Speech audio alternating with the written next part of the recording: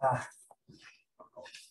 it looks like we're pretty much, it's like our deal club, basically. Our guy, we have our manufacturer equipment. So the money's already there. It's solid way to get in. And then Bob, you'll have a you'll have an assistant. I think Minion sounds more dastardly. I think that sounds familiar. That's exactly what it is. It sounds familiar. For sure.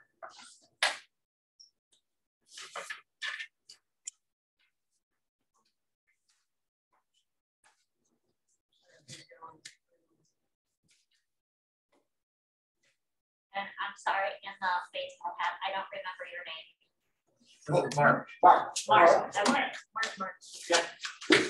I don't know that we've officially met. Maybe it was. No, I've been over here on that side. It's probably like looking at that screen there. Yeah. And we're all spread out. Oh, and you're the one, Mark, you're the one that took the book library, correct? Yeah. Okay. No. Her research. You're the analyst. Yeah, I was the shaking it. Curious to hear what you discovered. Did you make through the whole library? Oh yeah, I went through all of it, and they're all the same mantra: get the money in, get yourself together, make sure you have a community. Don't put it by yourself. Yeah. You know, it's all. And they said you can do it. Just you have to. Expectations have to be realistic.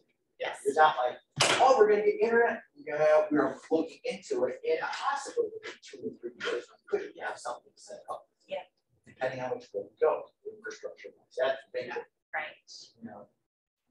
I get that a lot. I talk to adults and I'm like, why do you have such an unrealistic? You've been around a minute on the planet here, so you surely know by now that nothing happens like that instantaneously. Yeah, that's what's a song by The Clash. Should we stay or should we go? Exactly. Which way? Should I stay or should I go? Do you want to go into infrastructure on your own and then have all this burden per se? But it's not considered a burden by other people, but they love it.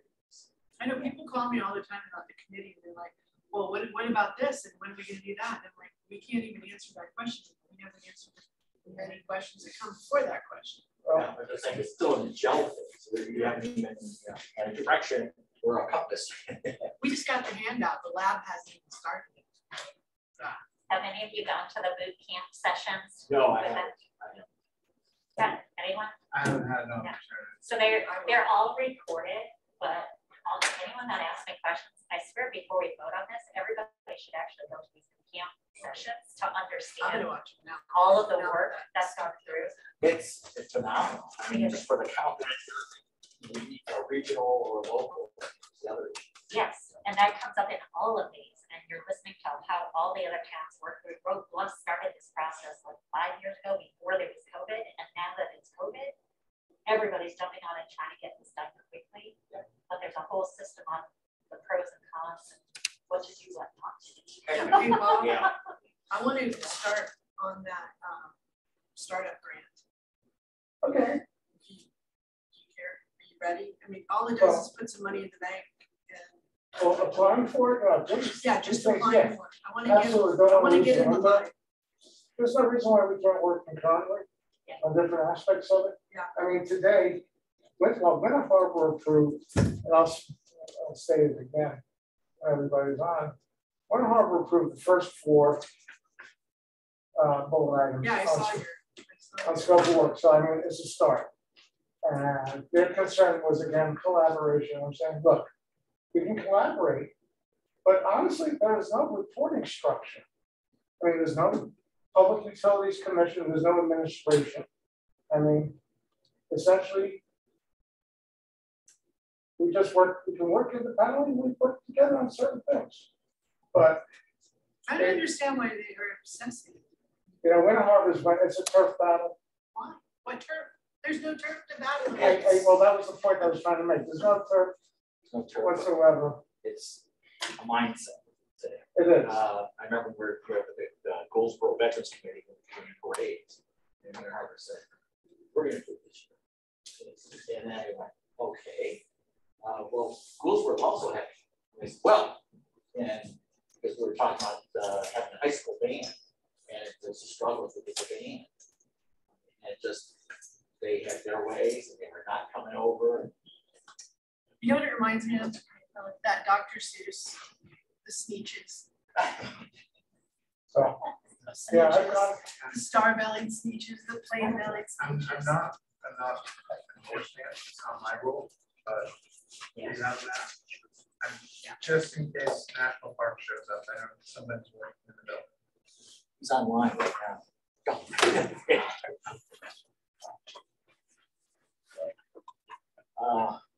I mean, look, we got this far, I love it. We got this far from It's very broad.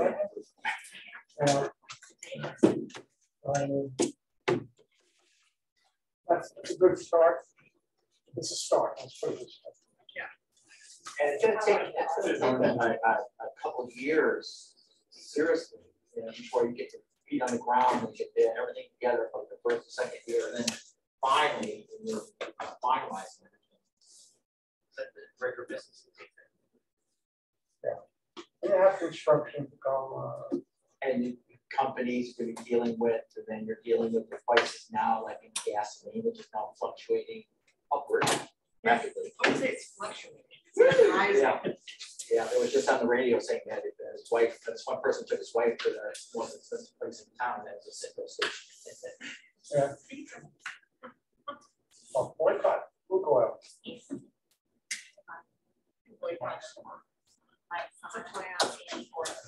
It was planned this way. So, right, I think afterwards, I think we may have a couple of things to talk about, sure. I know Jason's good, I believe Jason, oh, he is on Jason's there, Yep. and we have Roy Gruber there as well. Okay, And I don't know how many others are planning on attending. I think everybody got the email, but certainly get started and then hold up Jason. Jason's crucial at today's call, believe it or not. So. Yeah. So we don't have a formal agenda, but as I mentioned over email, we do want to think about today before we leave, figuring out secretary, treasurer positions. But I would say let's have a guest. Let's not delay him any longer than possible unless anybody has any other crucial items. No. Well, I wanted to go through the first, I guess, the first 4 steps so we can get the ball rolling on the project. And I guess step 1 was, who do we have up there? So you got Jason. Okay, Jason, raise your hand. There we go. Thank you. Hi, Jason. Hello, everybody. I can hardly hear you, so if I have to ask you to repeat something, I apologize in advance. Hopefully, you can hear me okay. Okay. I'm Bob Bastinto, co-chair with Roy. We have Mark Sopcich. Mike Summerer. Sandy Gordon. Ann Lane. Paul McGrath. And then Roy Gruber also on Zoom. So what you have here is the Winter Harbor Gouldsboro contingency. So I guess might as well start off. Pleasure to meet everybody. Same here. Thanks for inviting me. Hopefully, I can help with something. Well, I'm sure you can. And last week, wasn't that? It seems like the deletion kind of worked. But we had preliminary approval from the town of Winter Harbor. I outlined the scope of broad project scope, and Winter Harbor approved the first 4 bullet items of this. And the first step is discovery. This is what we're in the process of, is discovery. And one of the things that you and I talked about, Jason, was utilizing GIS maps to determine where does the population reside, along what routes. And Winter Harbor is pretty simple, 186 down, Summer Harbor Road up, vice versa. In the case of Gouldsboro, you have US Route 1, 186 continuance, 195. So we have those routes. So those things to consider. Looking to see where the population resides along those routes, because it'll probably determine the order of building. Yeah, whatever we're going to come up with. 2 would be correlating the data, what we have, unless it's already available. And number 3, the big thing is determining the need of the population, a survey. The 4th one is I put together a list that I sent out a couple of weeks ago with respect to who's who in the project. So we had, right now we have Consolidated Communications, GWI, and Charter Communications. If there's somebody else that you want to add to the list, please let me know, and I'll include that in, because it's going to become important once we go to like an RFP. I understand there was another company that somebody, Sarah, brought up, Starlink. So that's a satellite company. I haven't given much consideration to them, but hey, you can always invite them to respond. So I mean, that would be probably a company where if you have a half a mile long driveway, where it doesn't make sense to put a pole, you may want to consider that. I mean, all we're going to do is give options to people on what service or service providers they want to use. And of course, based upon the response from the various service providers as to what they can do in the course. So to me, step 1 is GIS mapping. I understand, and GIS is Geographic Information Systems. Jason, I understand you had some GIS mapping available.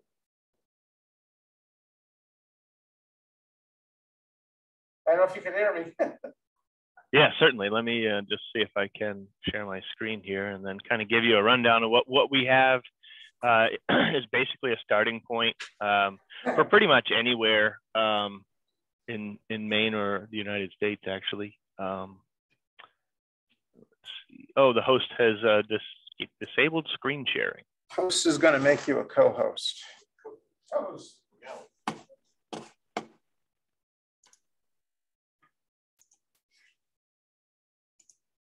You should be able to share now. Okay.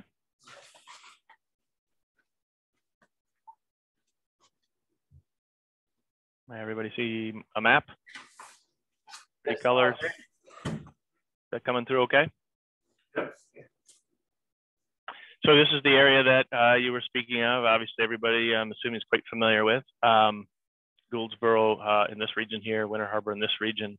So just to kind of start with what we have, because this is well, first of all, this GIS tool I'm using is called QGIS. It's totally free. So if anybody has a computer with enough memory and CPU, they can certainly download and run this tool. The other mapping tool you may be aware of would be like a Google Earth kind of thing.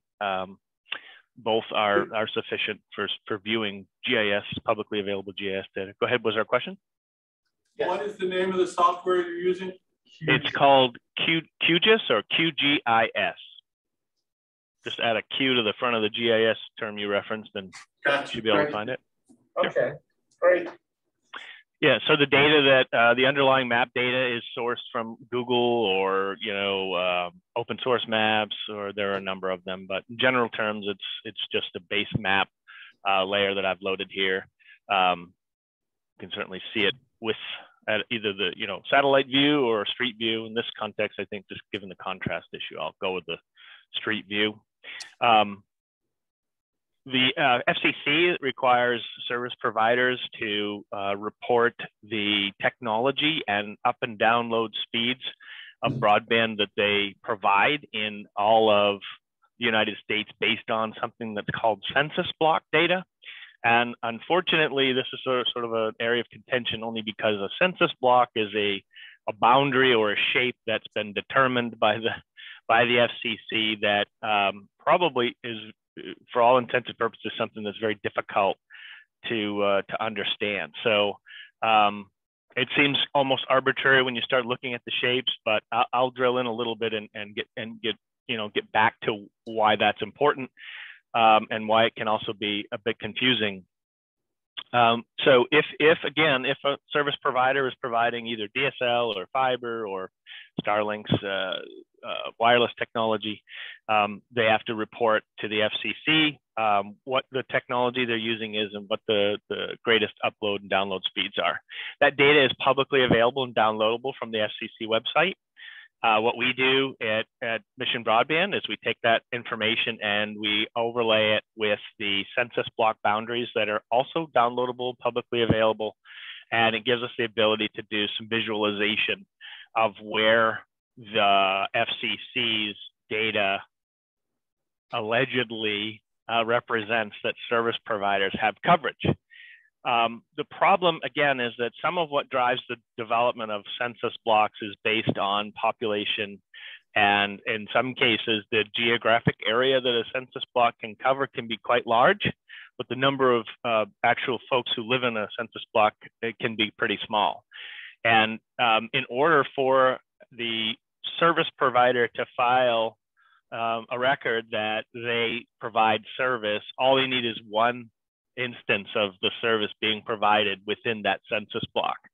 And what we see, because we work with a number of actual projects that are in process or have already been built, when you do a comparison of what the footprint using the census block geography looks like in comparison to where networks actually are, they often differ greatly, which in some cases misrepresents that coverage is available where it's not. Does that make sense? Does anybody have a question on that? I can certainly dig up some examples, but we also have had some large clients we've worked with who are, electric companies who know who's attached to their poles. And when we have information, the more data we have, the more we can look deeper at what's going on. But a case in point is, they'll know whether or not whether or not a cable company, for example, is attached to their poles, and we can extrapolate from that data where cable really is. But when we look at the census block FCC data for where cable is reported being, there's a huge discrepancy and deficit. The folks like yourselves who are on the ground and work and live with the people in the areas know where you can and can't get service, in some cases better than this data will reveal. But that said, it's sometimes all we have to start with. So we still use it, we still view it, just kind of important to get the caveats out front so nobody is confused by what you see. And of course, it will still, I'm sure that will still be the case in some instances. The purple dots on the screen are what is called E911 address data is actually available in large for almost all of the state of Maine. I think there are close to 400,000 points of data available. And that again is also freely downloadable. Maine.gov publishes that information. So I've done some quick looking, and the data that we had already collected from some open source address data correlates pretty well with the E911 location data. And give or take, we've got about 1,330 addresses, 31 addresses in Gouldsboro, and about 556 locations in Winter Harbor. Using, somewhat outdated population data, we have a pretty good amount of I would say, the representation of the base. We certainly don't have everybody, but it again gives us a good starting point for analysis. And of course, the streets associated with those addresses is also a layer that's downloadable. There are other sources for street level data too. So again, what you're seeing here, the only other thing I think I didn't talk about is the RDOF maps, where service providers who've won awards for RDOF, Rural Digital Opportunity Fund monies, are represented by these sort of purple angled colored areas. So in QGIS, I can navigate my layers on the left here, turn things on or off. You had mentioned some of the carriers. You might be surprised that, of course, this list represents all of the providers who have a record in a census block for all the counties, since the work we've been doing here that I had already sort of started to construct is countywide. The list is going to be longer than what's available in Gouldsboro and Winter Harbor. Also should note that the data is only as of December of 2020. The FCC does not make the data publicly available as soon as it's submitted. I know that we just did some, or helped some organizations do some filings for March of this year. And you can see by the date, of course, that we're a little bit behind, but we only can get what's been publicly released as far as the SEC is concerned. So any questions yet? Chuck, go ahead. Jason, does that represent multifamily units? Say, for instance, I have a 2-family or a 3-family, or does it just? Yeah, I believe so. Let me kind of just I'll pick a random area here. I'll kind of zoom in where this cluster is. And, you know, as I zoom in, give my computer a minute to catch up with me. You'll see that these purple dots, and if you can't see it well from where you are, I can certainly make them larger. Are they showing up? Actually, above the Winter Harbor Food Service, there is the multiple dwellings there, multiple family units. That's actually where just above there. You were right on it. So see right here, I've got a dot probably for each one of those units. Kind of zoom in here. Yeah, that's it right there. Yep. Bob's up in the upper right house from there. Give my computer a minute here. No problem. The problem with QGIS is it will draw every dot that's in the scope of the layer, not just the ones you can see. So unfortunately, it's redrawing the whole, which kind of gets a little bit crazy at times. You had a question. Here it comes. There we go. So there's 3, 4, 5, 6, 7, 8 actual data points in that one building. And if I grab this layer, which I have, I can actually put my cursor on any one of them and kind of bring up what's available. So that first dot highlighted is 72 Misty Harbor Drive. Tells me the county. I don't have names. I just have Latin long and the address. So it's a pretty good working set, I'd say. Sandy? Jason, I had a question about FCC. Does Starlink, are they required to file with FCC? And how would we be able to layer what connectivity we have through Starlink? So, sorry, I think I got your question. You just want to know how Starlink, for example, would have to report and how their data would be represented in the FCC data, the 477 data? Yes. Yeah, so I actually do have, they are represented in the provider as SpaceX Technologies Corp. And they look like another, a satellite carrier. So we've had satellite carriers, as you know, for a long time, like, I don't know, Usenet.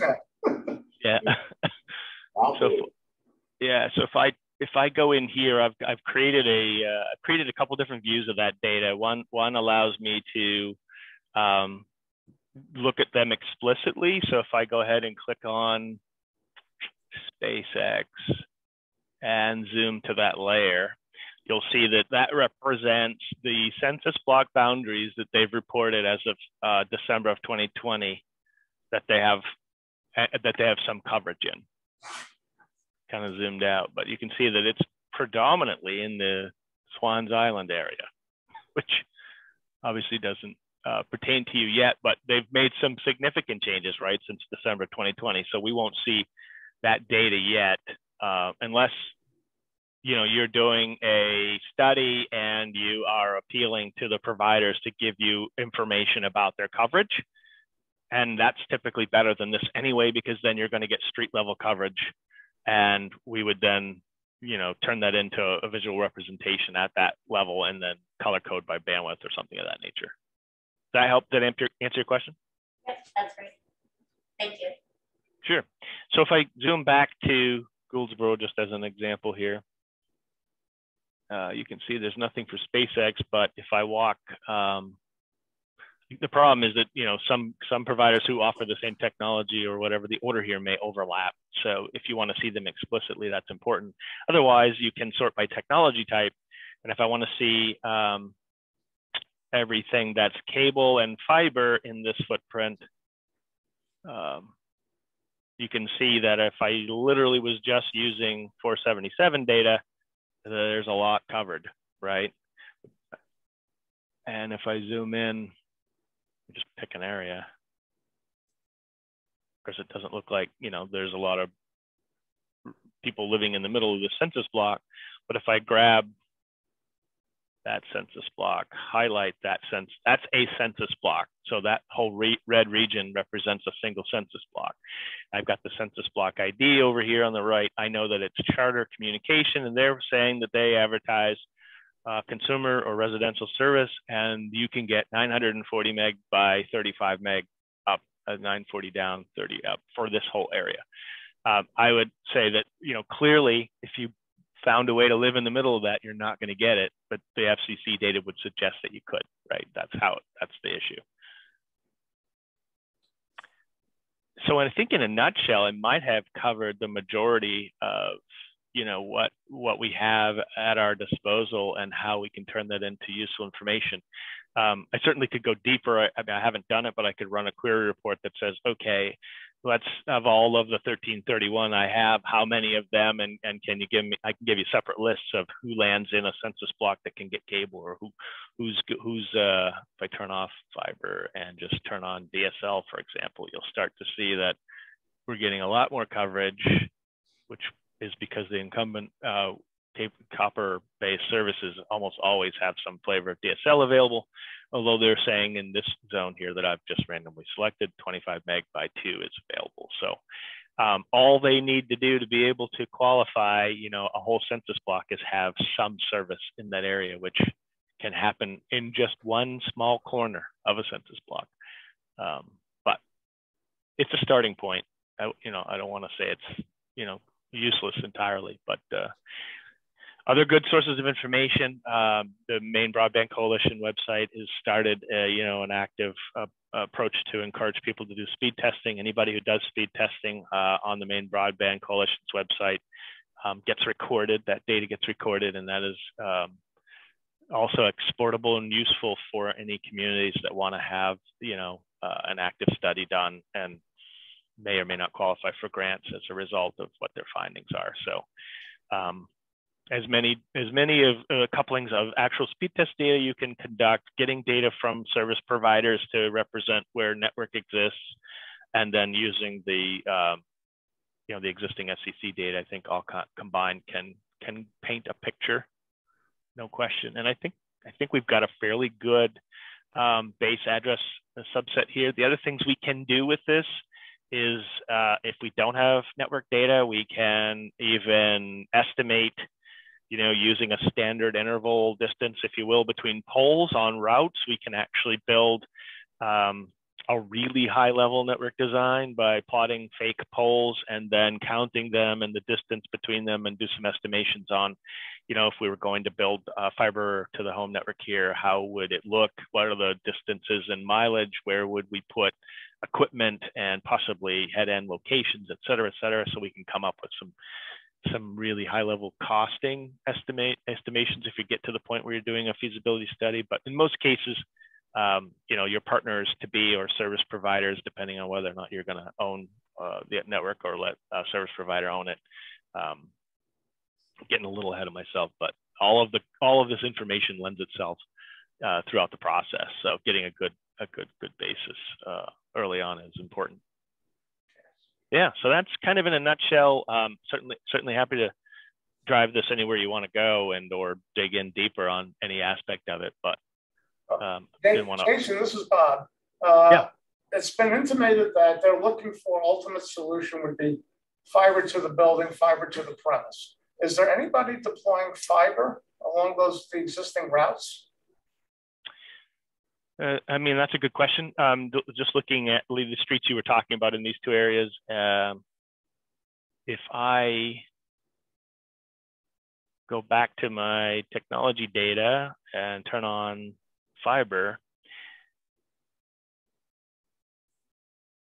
not seeing a lot in those two areas. I am seeing something in sort of the middle here, which assumes that either there's fiber down here. I'm going to go out on a limb and say there's a route along 195.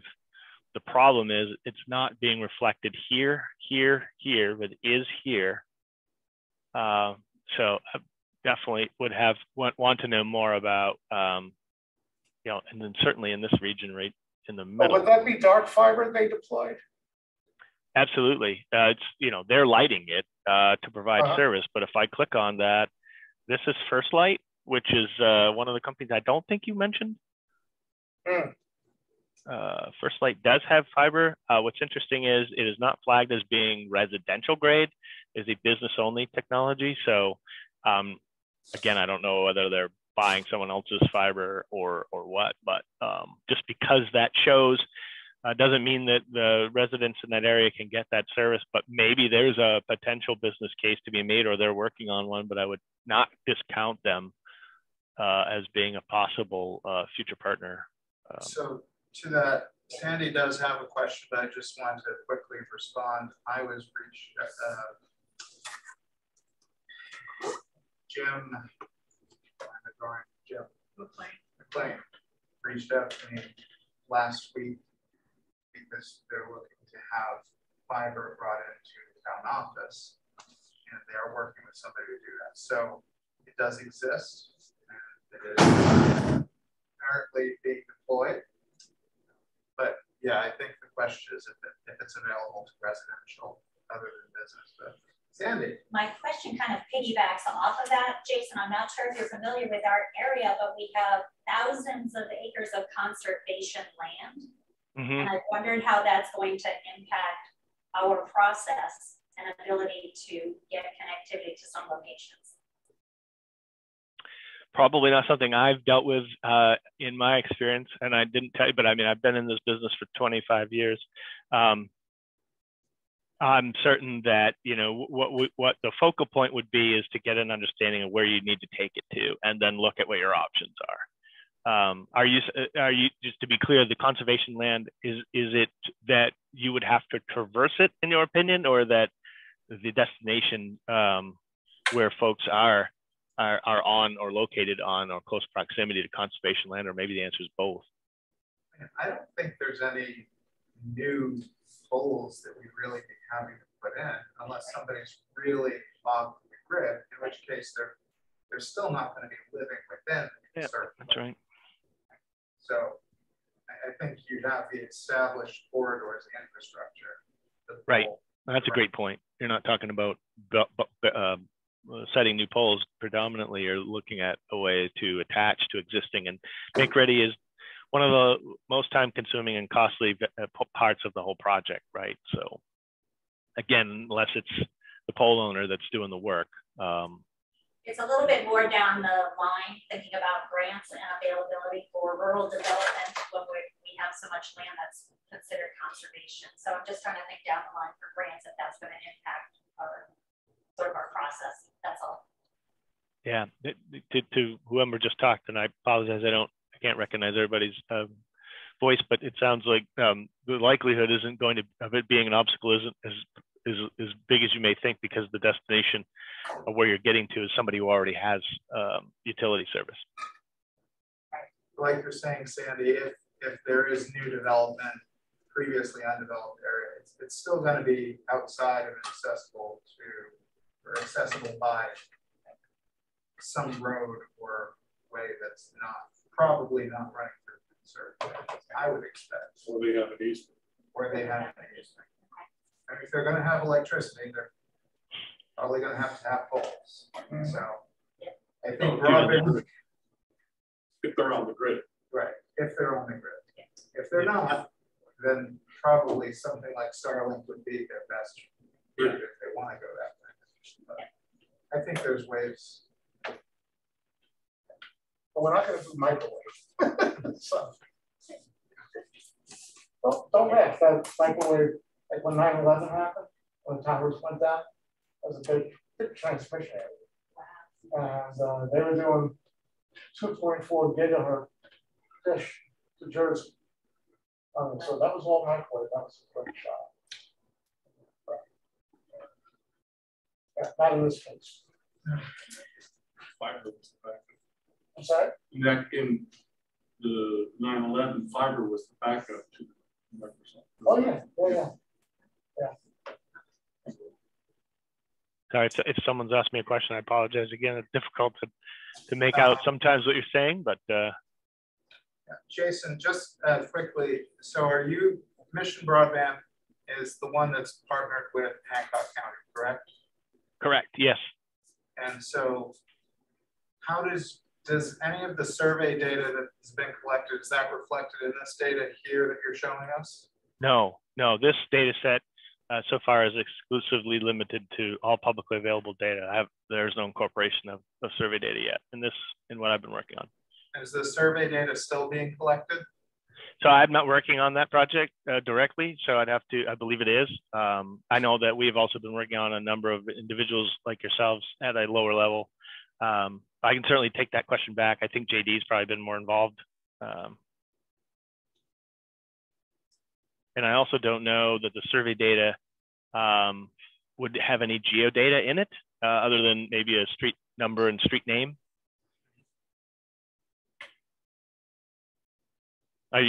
You know what I mean? Right, yeah.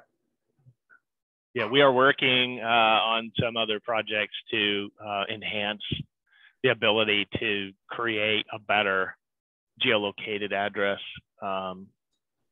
incorporated with the survey.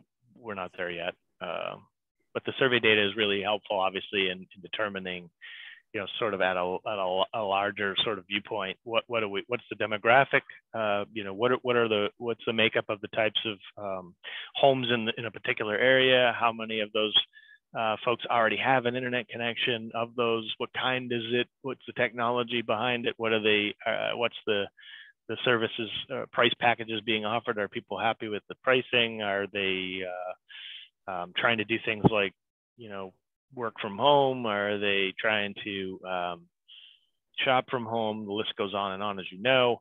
And, again, I think it's really an effort to sort of fill in a gap, to paint the picture, to say, yeah, this is a huge area. X% of everybody, X% of those who have been polled are not happy, can't get service, it's too expensive, it's unreliable, and, so on and so forth. As far as geo representing the results of that data, unless we can tie the street number and the street together with good already located data, then there wouldn't necessarily be a good way to visualize that. But we can do it when we can do it, we do it. Let me state it that way. Does it take into account too any commercial businesses like Young's Groceries, the animal hospital in Hillsborough? What was the question? Does it take into account the mapping there show any commercial businesses like in Gouldsboro? Yeah, so if it's a 911 address, it's in my data set. Is that what you're asking, the data that I have here? Oh, yeah. Yeah, I mean, if we could certainly test it. If you had an address in particular you wanted to look for. Well, even the dots you can see on there, that hang on, it is identifying businesses on there. I'm glad you can see that. I mean, you can see Winter Harbor Food Store. Oh, I can see Winter Harbor. Yeah. They're all represented as far as I can tell. Okay. Which is obviously going to differ because we're talking about buildings, not population, right? So if I have 556 locations, I probably have a really good representation. I think the population, I don't know what the population is at last count, but I'm not even sure it's that high, right? No, that's more than just, I mean, there's 500 or so registered voters. No, it's population. The census, right? The population is under 500 in Winter Harbor. But if you're saying 1,600 registered voters. Right. So the point being is that we are representing location data in this data set versus its 911 addresses. So an address could be 1, 2, 3 or more people or none. Well, in the case of Winter Harbor, you have permanent residents and you have your summer residents. Mm-hmm. So it goes from like, so I think Sarah mentioned there were 361 full-time residents. And then it goes up to like a little over 500 in the summertime. So. Gotcha. Yeah, and that's definitely a factor. But again, the survey data is intended to profile the residents as a location and then try to come up with some numbers, if you will, around how many folks live in those locations, and if you have children, if they're going to school or attending college, et cetera. Right. That's what the survey tends to get to. This really here for what I'm looking at would be, okay, these are the locations, and then we would sort of cross-reference them with what we know about existing networks providers and what available services exist, so we can then determine what's the gap analysis. So if we wanted to build to 100% of these locations, what's it going to take, and how much is it going to cost, and then we look at the proximity to the other partners or other providers, and sometimes it's obvious. Okay, if we just got the local cable company to build 5 extensions, here, here, and here, we could get 100% or something of that nature. That's kind of how it could go, depending. Right. And in the case of I think it's kind of timely right now. The 2 comp planning boards are hot and heavy on putting together a survey. We have one now, it came out, not available to the public yet. But why aren't we using that survey to survey about broadband? I mean, why duplicate the effort and do another survey? Oh, yeah, I agree. I think you're on the comp planning board. Yeah. We have about 4 questions related to broadband that just came up like last week. So that seems like a cheap and easy way. Yeah. Because I know the town's going to pay for postage for foods, but we're going to actually mail it out. So many people don't have internet to respond to it. That's an unofficial statement. I mean, just you don't need to reinvent the wheel. Yeah, exactly. So just continuing on that, I know there was some dissatisfaction with how some of the survey questions on the Hancock County website apply to our communities. I would say that would be a good opportunity to fill in those particular blanks. Yeah. And it's also, it would probably engender a little bit more trust in people answering it, because one of the things that I ran into seeing people talking about the survey in Franklin was they got to the question, basically, it's like, what would you pay more than you pay now for better service, or whatever the question was? What would you pay for service of this level? And people read that as, oh, they're trying to sell me something. and I was like, I understand why they look at it that way, because people are now so used to having everybody try to sell them things. But I think it's important also to make sure in our language that we're letting people know we're not selling you stuff. We're just trying to find out what is of value to you. What would you be comfortable with if the service were available? So I don't know. What's the format of the survey? How's it going to be distributed? We're going to mail it. Okay. Which is huge. We're going to put it on our website too, but because we have so many people who just don't have connectivity, we're going to pony up the money to mail it out. We mail out our newsletter every month, so we're just, it's pretty much looking like that's how it's going to go. And I've seen a conflict every week. So. I think direct mail is going to give you some of that legitimacy that people will be looking for, because you spent money to reach out to them. So yeah, I think a lot of people just identify with writing on paper. Get more out of people. Give a paper. Sandy, what are the types of questions that you would identify for broadband? For broadband, so I should have these ones. You said 4 questions. Yeah, there were 4 questions. I was trying to find the exact verbiage. I don't have any on this device. I can forward that to the group so that they have that. I think that our comp plan is going to be on Thursday. So I think maybe if we share between the 2 comp chair people, and or go through even Bob first, whichever works best. I mean, I think our comp planning boards are pretty much working together. Yeah, we work with Hancock County too. They work with us on our comp plan because we get the bill for it. There's so much resource available to us to gather up information so that you're not. And I think in mapping and survey, I actually helped the 911 stuff up to date. That's part of my job. Plus Jim, we have all the maps, everything in the office, like all the data that we need. I think we get between what we keep in our office and survey.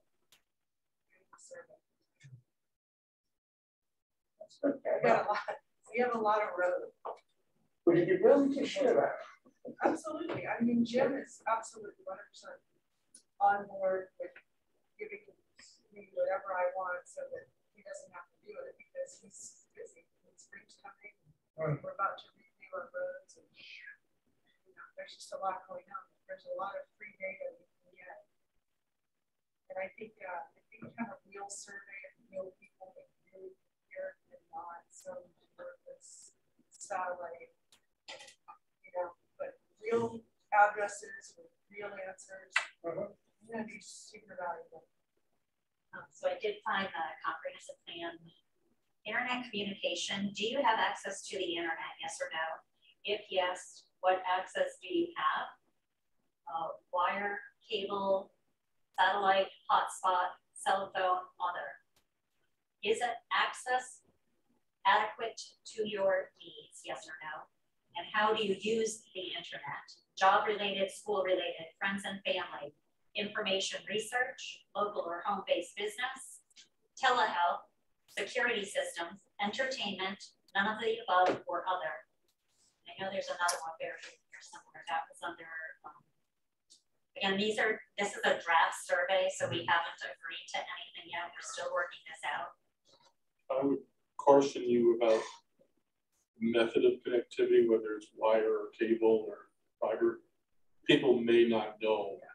They know they have spectrum. They know they have Comcast. They have, I think we asked that. And it may be useful in that case to include, rather than wired, say DSL, and then in parentheses, we know there is one DSL provider in here, Consolidated. Right. Just to, so people, I mean, obviously you can have different services, spectrum, but just to make it as simple for people to answer. And I would also say, if a question that would be worth having in there, and it does mirror some of what the survey of Hancock County did, would be if they know what speed they get, report that.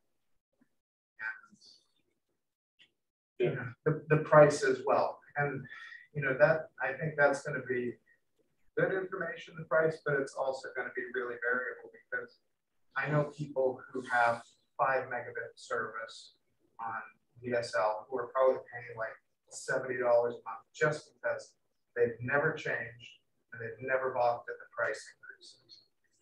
I think it's good to know what people are paying, but it's also, we've got to take it with a grain of salt. We're going to get really varied responses to that. Never knew enough to ask the question. I think also if you source the data from various different places, you're going to see what correlates eventually. You're going to see where things are lining up. And so it's not, I think we should try it. Short of standing in the street and stopping. And we're almost there because that's going to give us the best data that we have. It's going to help us proform what it's going to cost us to pay the fiber. Yeah, I mean, do people realize that a lot of the times they're bundled services? They have, besides internet, because this is primarily what we're focused on, is that they might have cable. But, and do they really look at their bill? I pay $150 a month. Well, is that, $79 for internet and the rest is cable or what, so. And then people who mix and match too. Right. Yeah. And you have people who cut the cord exclusively internet, but they're doing like. That's what I do. We have 5G in Millbridge. We don't have anything else. We'll talk about 5G. But I mean, we have high speed all the time. And it's amazing how many people just don't even have cable. Well, see, that's the thing. I'm not allowed to listen to television, but I watch it in the car. Yeah. There's 3 types of 5G. The 600 megahertz. There's the 50 millimeter or so wavelength, and then the sub 600 megahertz. So depending on what you have in Millbridge, which is I suspect you have 600 megahertz, because you have good building penetration. The millimeter wavelengths, you don't. Right there, and you can only maybe the distances if you're lucky 200 feet from the units. May I recommend that the broadband committee put together some questions that we feel would be important and submit those to the comprehensive plan? Yeah. Because I'm not able to access the other questions I have. I only have limited info. But if we can take that back to the comprehensive plan and ask them to integrate that, I think that would be really helpful. That is step 3 on the scope of work. So as you gather that information, do the surveys, because we can't move forward until we get the survey. I have a preliminary survey right now. It's not high yet. I just sent Deb a text message about asking if we could add some stuff to it. Mr. McGrath. Back to the presentation and the QGIS software, could you also send out where we can get the underlying data that you're displaying here? Yeah, I can put a summary together.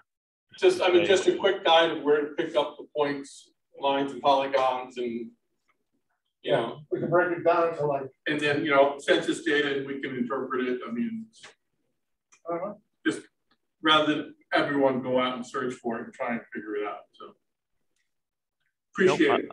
Sure. Hey, Jason, can you hear me? Yes, I can hear you, Roy. Okay. I guess the answer to finding out who has what is probably more reliable if it came from the providers themselves. And have you found any, in your experience, that any of them are actually willing to release, not by name, but by E91 address, the service that they provide? In some cases, I mean, it depends on where it is. In some states, it's much easier. Maine isn't the easiest one. Yeah. But some providers think that's proprietary information and won't give that out. Oh yeah, I know. And that's the rub, because that data is going to be more reliable than any survey data that we get from you know, residences or regular people, I think. I would argue that they will give you what they are saying they're providing, not exactly what I'm receiving. Yeah. For a lot of reasons. So yeah. I would welcome that data if they would provide it, but I think we also have to take it as a, okay, that's interesting, but they're, you know, you say you're delivering 100, but I'm getting 5. Good point. Yeah, good point. To that point, Don Carter and Franklin did reach out to somebody who got the spectrum map that showed that highlighted the roads where they have service. I have a meeting with her for Franklin Broadband on Thursday, I think. I'll try and ask her how she came to get that. It may have been just a cooperative customer service representative. It may not be something that they really want to give out a lot of. Consolidated, I don't know about that one as much, but obviously DSL, we know that, you know, obviously anywhere there's phone service, you would have the potential if they have the range to the DSLAM or an extender. Even that, further out you get, we know the service degrades. This speed test data that's on the Maine Broadband Coalition's website is also, if you request it, they will give it to you in a spreadsheet. So if you encourage your town's residents to use this speed test, you know, the underpinnings of it was selected carefully to try to create a good, fair representation of what their experiences are. You can see there's not a lot of results in this area. So it's not being used as widely, I think, as they hoped yet. But it's, again, another data point. If you zoom into this area, you'll see there's a number of tests that we're running here. These are all Fairpoint tests. They are red, which means they're less than 10 meg, probably DSL, right? DSL. So question. But So, it's really go ahead. Question on that speed test. I have yet to get it to work at my house. Oh, interesting. Okay. It says, okay, I've connected to your server. Usually it's out in California. Yep. There. And then it comes back and says, nope, you don't have anything. And I'm online. So. And this is the main broadband coalition's test. Is that right? Yeah. And then I take a screenshot and send it to the support group. And I've done that 3 times with no response. I got you. California, you're looking at about 80 milliseconds latency anyway. Yeah, I talked to the University of Maine, and I'm familiar with the methodology they use for the testing. I'm not 100% on board with it, but it is what it is. The other tests you probably are familiar with are like the Ookla speed test. We've been working on a partnership with them to collect data, but we're not abandoning the broadband coalition, but the data that is collected, anybody who conducts a speed test using our website, for example, gets logged so we can actually look at the underlying data and use it in concert with a survey if we were running one. So we're trying to get to the point where we can create a better comprehensive data set marrying the survey data with the actual speed test. And Ookla seems to be a little bit more, I don't know, reliable, but it's difficult because if your speed test server that you're testing against isn't in the right location, in my mind, it could give misleading results, which I'm sure is the case with any one of these speed tests. So it's kind of like each one of these things isn't perfect, but the more of them that you can incorporate into the analysis, the better, closer you're going to get to having a better picture, for sure. And the other thing you can always do is kind of, start surveying the polls, walking down the streets and logging. We've actually been party to surveys where we recorded who's attached to the polls and start mapping networks that way. But it's a lot of time and labor involved in that approach. But just FYI, I just ran the speed test here and I got 33 up and 35 down, and we're provisioned for 40 by 40. Okay. Other people may be using it too, so. Well, see, that's the thing. The speed tests to me are dubious anyway, depending on where you are on the run. Okay, your inside wiring, the levels on the pole of the wire, cable coming into your home, and the type of router you have. Yeah, if you have an older router or older Wi-Fi unit, exactly. you can wait over a period of time. So I mean, someone might be microwaving a cup of tea or something.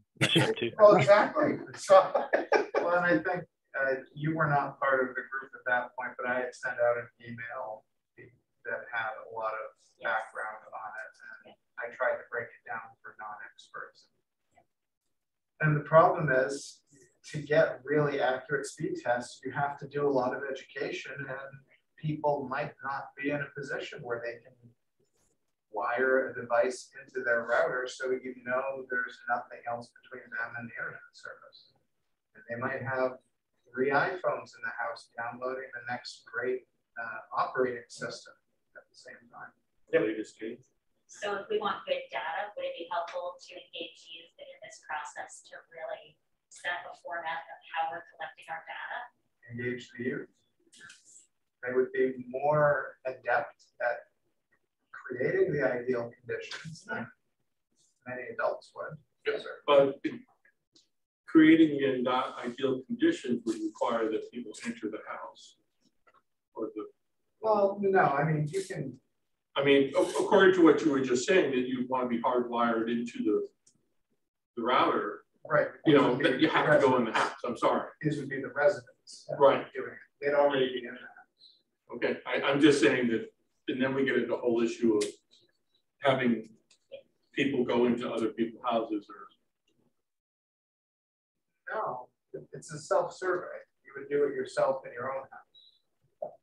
If you have 5 devices, we were talking about the youth going in to assist to make it stand. Well, I didn't get the going into other people's houses. I was thinking of it, reaching out to the youth in the community, and then they would take that information back to their own. That's how I was envisioning it.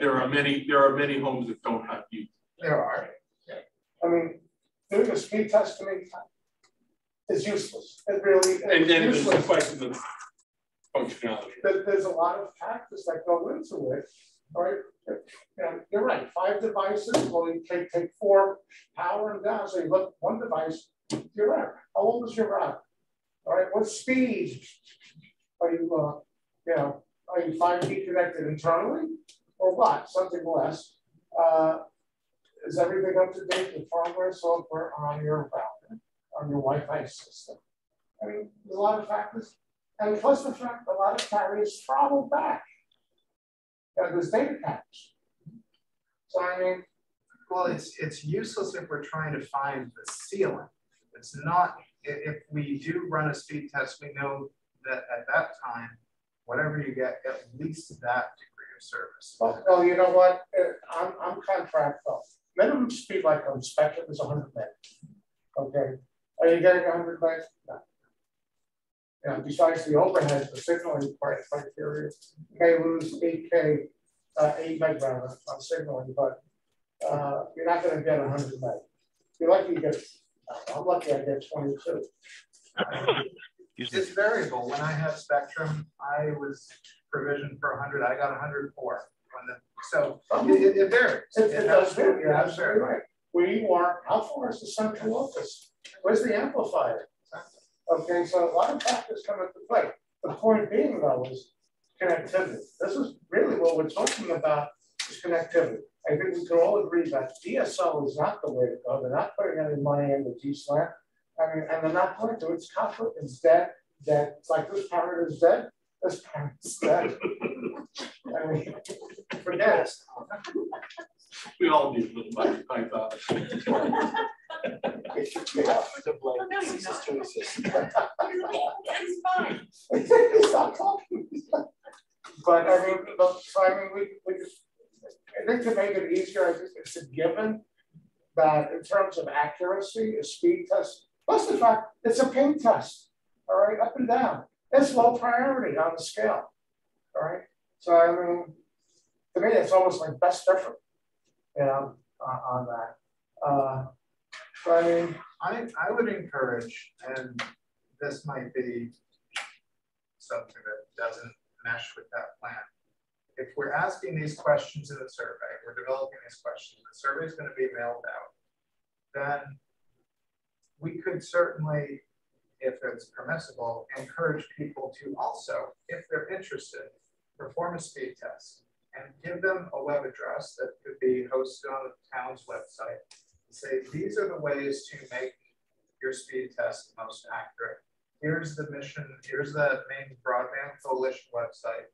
They're collating this data. So if you can run a speed test under the best conditions possible, you know, give it your best shot. Yeah. At least it's data. And if somebody wants to do it, they'll do it. If they don't want to do it, they don't. that's fair. I would agree with you on that. I think to get them to participate would be a great way of doing it. So giving them how to do it, but I would also take the results with caution. Absolutely. Agreed. Remember, there's a lot of people that don't have any service, and these are new entries into the market, and that's important data to have when you go and start courting these vendors. Oh, sure. So that's why I want to do it by mail. That's why I've been asking. That's a great idea. If you have no service, go to the end, question 25, and mail it back. Thank you. You're done. I mean, part of why we're doing what we're doing for our internet is so that we can have some hotspots near the town office so that people can come, you know, beside at the library, they can use the library, and now the historical society is going to add, and that's what they want to do. So clearly there's a need. Yeah. So if we can see, if we can really see the census of who doesn't have internet, I think that's. I think every town hall should be a hotspot. Yeah. Emergencies or whatever, you know. And that's why your first question is, do you have internet service? Yeah. And if you don't, well, then you can get into other questions like, what would it be worth to you to have internet service? What would you like to do? At the very minimum, it adds value to people's real estate. That's just a fact, whether they want to do it or not. It does. It may be an obvious question, but do you want internet service? And there are people who just don't want it. Sure. You know, yeah, I don't have it, I don't want it, I don't care. It's another expense. Yeah, I have no need for it. My life has been good for the last 60, 70, 80, 90 years. Why do I need it? I don't know what Jason's time constraints are, but do you think there's any other questions he would be able to answer for us, or? Well, Jason, if you have the, was it QGIS is a website? Software. Software. It's software. It's this. What is it doing? Okay. Yeah, it's a open source mapping software package. Great. I have one question for everyone. I'm not familiar enough with the data that is captured when you do a speed test. Is the carrier provided when you do a speed test? I'd say it depends on the provider of the speed test, but generally, yes, it would show who your internet provider is. Okay. And it would show your upstream bandwidth, your downstream bandwidth, and ping, and often some other networking. Good, thank you. Go through like a trace route. Yeah. Mm-hmm. Yeah, I mean, most speed tests are doing some kind of transfer of data and measuring the performance of that transfer. The IP address that you happen to have when you're doing the speed test is what's used to determine what service provider you're using, because the service provider has registered the IP address with Aaron. So that's how they know who you are. They don't know whether or not you're on fiber, cable, copper, wireless. So I think at the end of the day, I mean, I'm listening to, obviously, you know, we've heard these things many times, and, you know, right, we know that there are places where cable is the provider, and they advertise gig service, but not everybody's happy because they've oversold or oversubscribed the service, and or they don't have sufficient capacity in a certain area. You really have to sort of slice and dice this into, you know, digestible, manageable chunks, right? What is your goal? What are you trying to do? Are you trying to fix the cable provider's network, or are you trying to determine who has no cable? You know, maybe you're trying to do both. I think at the end of the day, the biggest thing I've sort of heard at the end of these conversations are people know that fiber is really where it's got to go if you're going to be future proof. And if you're going to get involved in building or participating in fundraising or you know, enhancing an area's coverage, that generally speaking, fiber seems to be the goal, right? The copper's out. We know that. They beat that up for years. I did that for years. I remember when 56K was cool and I had 40,000 customers on that, and I was super happy. That's gone. And DSL, we've wrung it out completely. I think cable companies are struggling right now with the next versions of DOCSIS. There's not a whole lot more they're going to do. So their hybrid fiber is going to hold on for a while. Then fiber is going to be their answer too. So that's really, I think, what you're trying to figure out, I think, is what does the land look like? What do people have for options? Is there fiber already? Because if there isn't, then you know, you got to get it somehow or help people get it. And, you know, you can get into the weeds a lot on the speed test results. That's a different exercise to some degree, because a lot of the providers have issues that they need to fix, and that's a different issue, or it can be. I don't know if that helps in any way, shine a little bit of a light on the perspective, but I think if you just, you know, focus on what you want to accomplish in a manageable factor, you'll get where you want to go with it. This area is obviously, just like a lot of the areas we've seen, people are just not happy. That's going to come out in your survey no matter what, whether or not they're able to do a speed test or not. And then as you point out, if they can't get on the internet to take the survey, that's where I think you're talking about doing the mailings and capturing some of the results that way. We've seen a lot of people print out their surveys and put them in the town office, and they come back in stacks, and we have to key them in to get the results tabulated. But that's an exercise that I've seen people go through that yields some valuable information. So the other thing that you can't tabulate is a lot of the surveys I've seen have areas in the end where people can write in comments, and we've seen some really heartfelt and touching individual case situations where you know, we've got medical concerns, or, you know, someone's diabetic, whatever the situation. And, you know, you can't quantify that and capture it unless you're looking at each one of those. So there's a whole other dynamic going on there. But thank you guys for having me. I'm happy to share, you know, what's available out there. And if you have any questions along the line, please feel free to reach out. And I'm sure I'll be here again in another context. Great. Well, Jason, thank you. Thank you. Thank you. My pleasure. My pleasure. It's good to meet everybody. I've got to jump to another meeting. All right, thank you. Thank you. So just quickly, I know we talked about coming up with questions. Obviously, we can do that over email, but we're also here as a group. Might be easier if we wanted to come up with a list of questions that we thought were important right now, and then there's less back and forth emailing. I also want to tell the committee something, especially you. I had a call late Friday from Bill at the Clam Lab. And you know, they're like the belle of the ball right now in our community. And they're getting a lot of money to do a lot of things. And we've got now Shoreline Conservancy. But what she was saying is they're working on a hotspot. And they are super hot to find out what we're doing and get involved with us. So I think you should put that somewhere, file that in the list of alliances. Right now, the only hardwired connection over there is either 1.5 or 3 megabit DSL. Oh, that's So it? that he's hot. He was super hot. See, now we're using, I set up at the church an LTE modem. So we're coming off the for Charlie. And we get, you know, easily 25. Just keep that in mind, because when we get into fundraising, there's a lot of stakeholders. Some stakeholders seem small, but are much bigger than we realize, and they're essential to the community, and that's one of them. But we're gonna, economically, it's huge. Yeah, but we're like behind, like gonna be a while before we get 50% for everything here, get ourselves, our infrastructure, the financing, etc. Right. I'm just saying, file that somewhere in your mind that Clam Lab wants to be one of our darlings or whatever, you know, of needing that connectivity.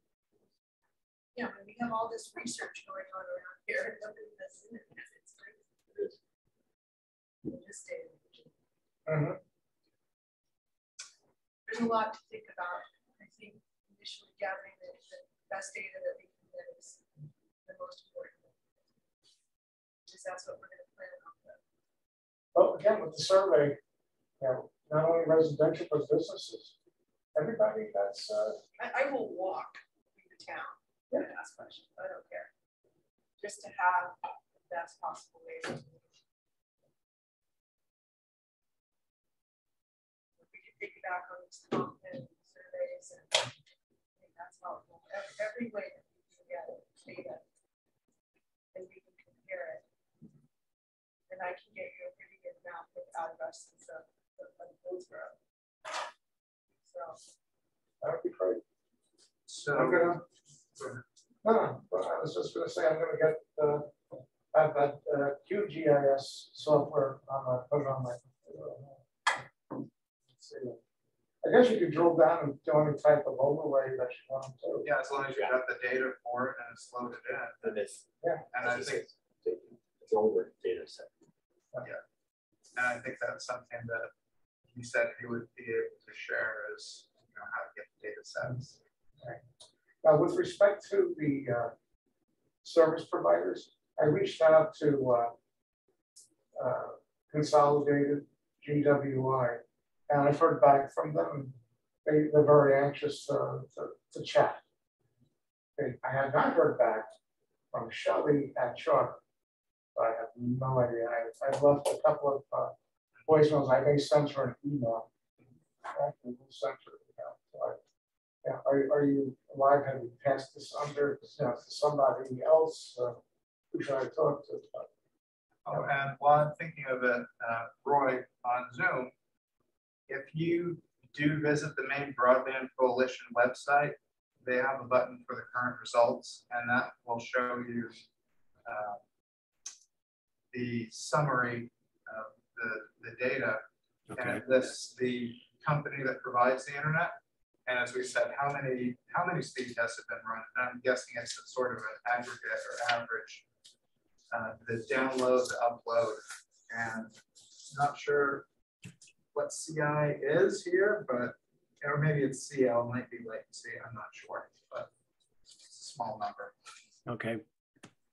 That's just there. And it looks like the largest number of speed tests that have been conducted there. It's showing 40,000, a little over 40,000 locations with 3,285 done under Fairpoint Communications Incorporated.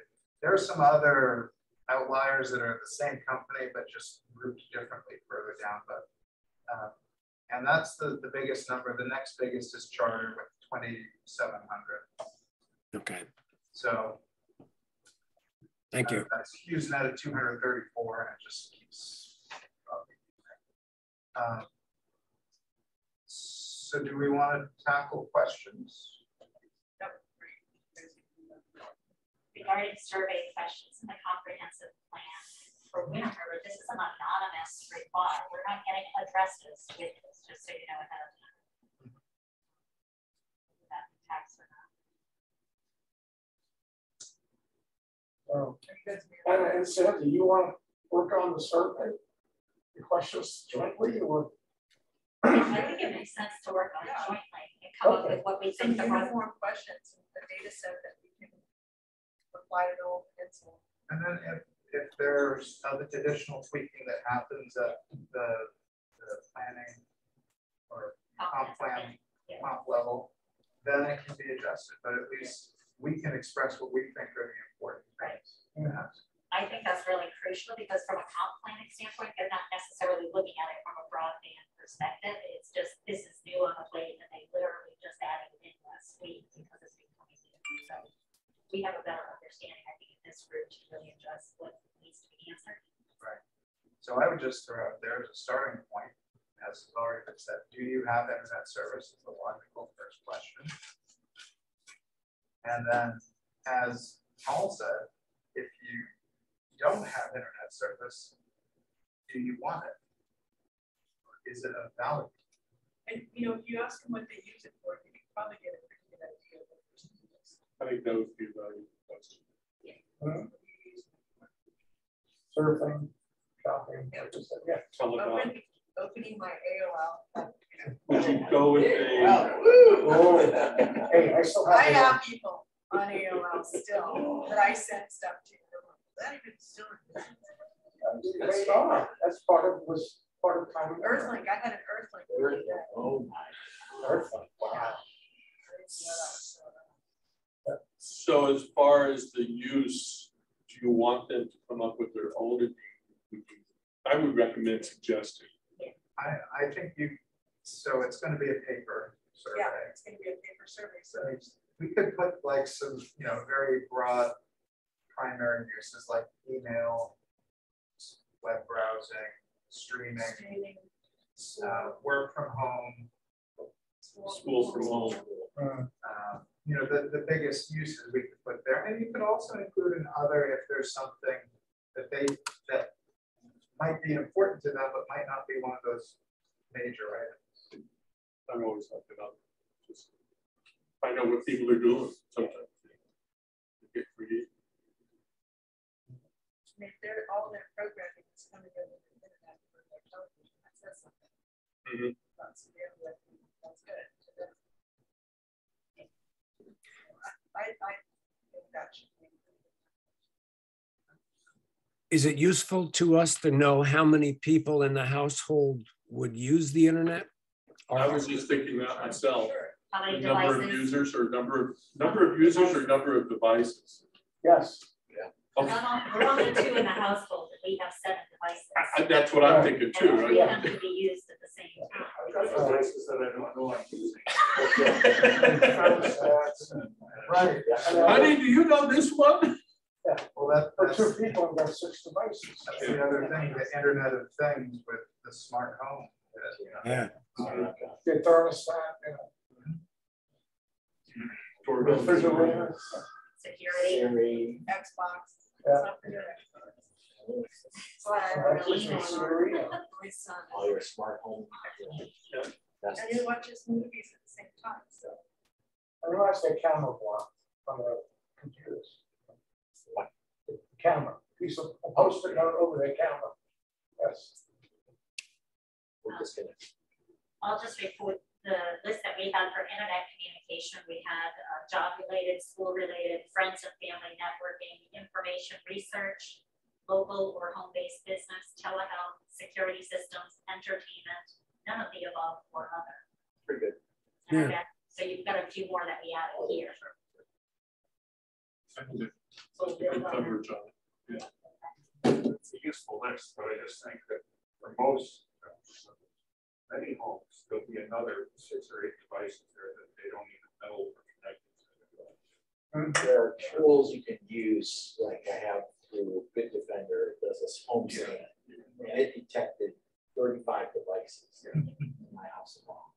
So I looked on my router at home last time because I was just trying to make sure nothing was using my internet that shouldn't be. And I saw this one thing and I could not for the life of me figure out the name of it, what it was. And then I blocked it. And 2 months later, I went, it's like, no, my little camera's not working anymore. That we used to watch the cats.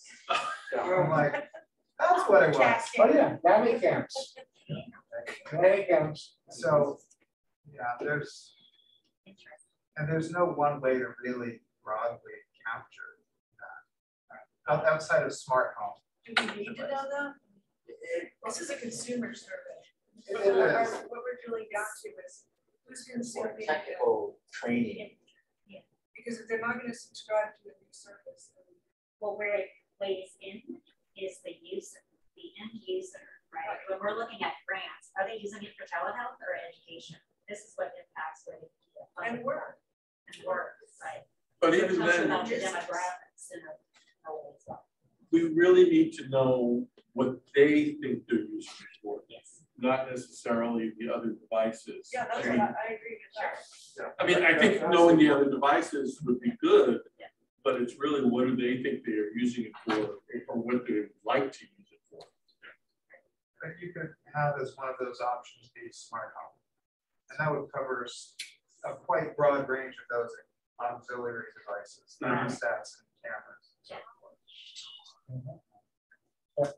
Like, first, you have, it's great that you have 5G, but are you using your cell phone to connect through the internet? I mean, making phone calls, you know, I'm using my, Wi-Fi.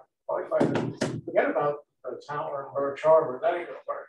So, That's what I've had to do, it's all through the internet rather than through the towers.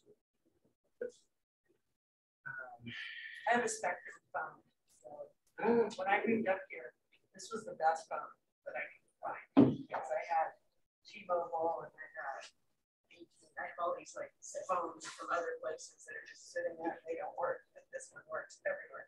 So another question we have is what type of telephone service do you use? Check all that apply, landline, cellular, internet-based, VOI, and is it adequate? can you run that again? This is what type of telephone service do you use? Check all that apply, landline, Right. cellular, internet-based VOI, and is it adequate? Yes or no? Oh, okay, sort of VoIP. Like, Okay, yeah. Voice, I don't Voice over.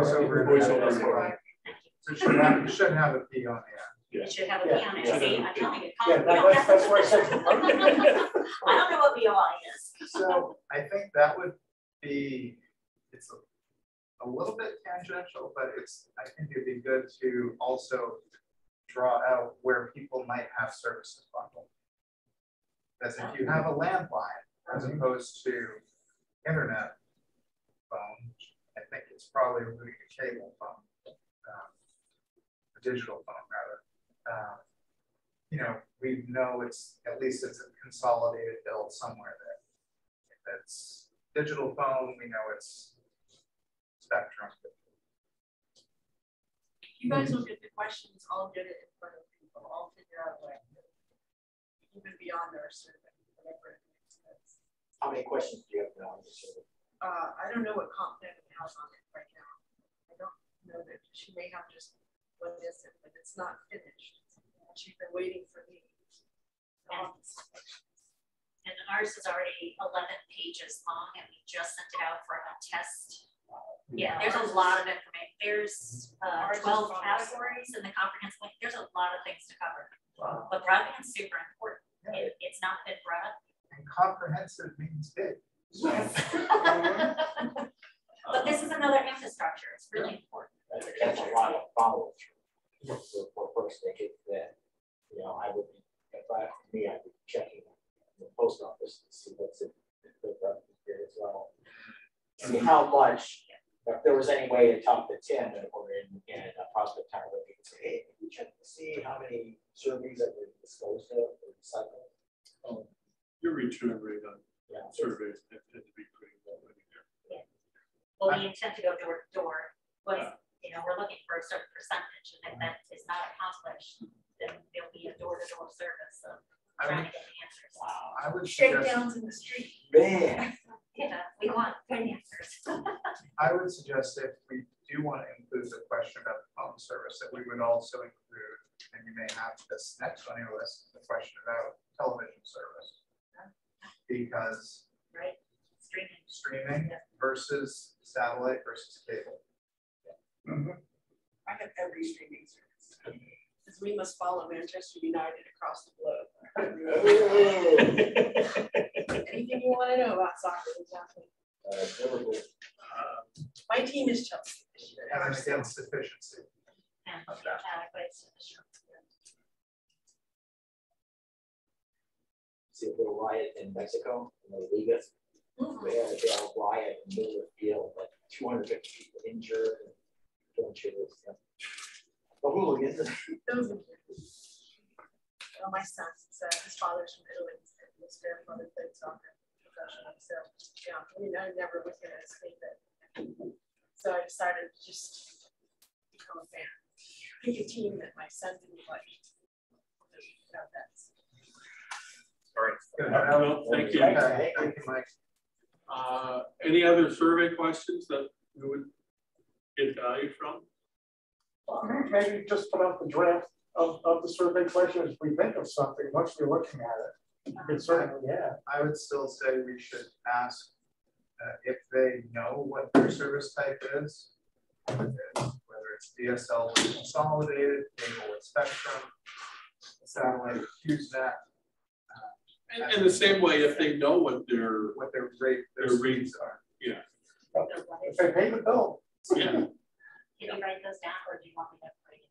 What You went service? through about six services. Yeah. You want them independently listed? I would suggest, you know, DSL in parentheses, i.e.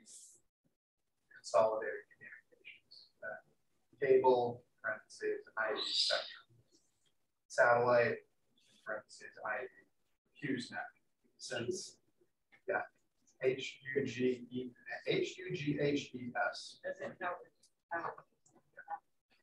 Which is the third largest out of all the speed tests run.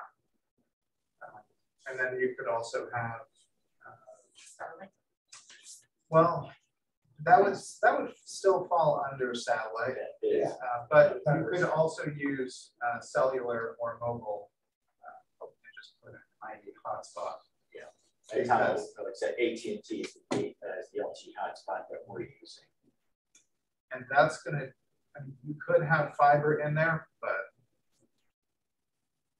not to say we don't want to hear from the people who have fiber, but anybody who has fiber already is not going to get much out of this project.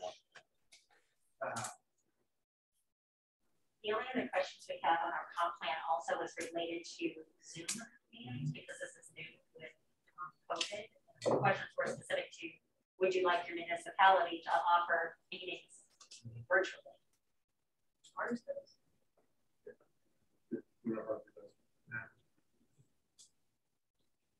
They don't even post the minutes on the website. So that's not applicable. They have a newsletter. And we do get a newsletter. They do get the newsletter. Yeah.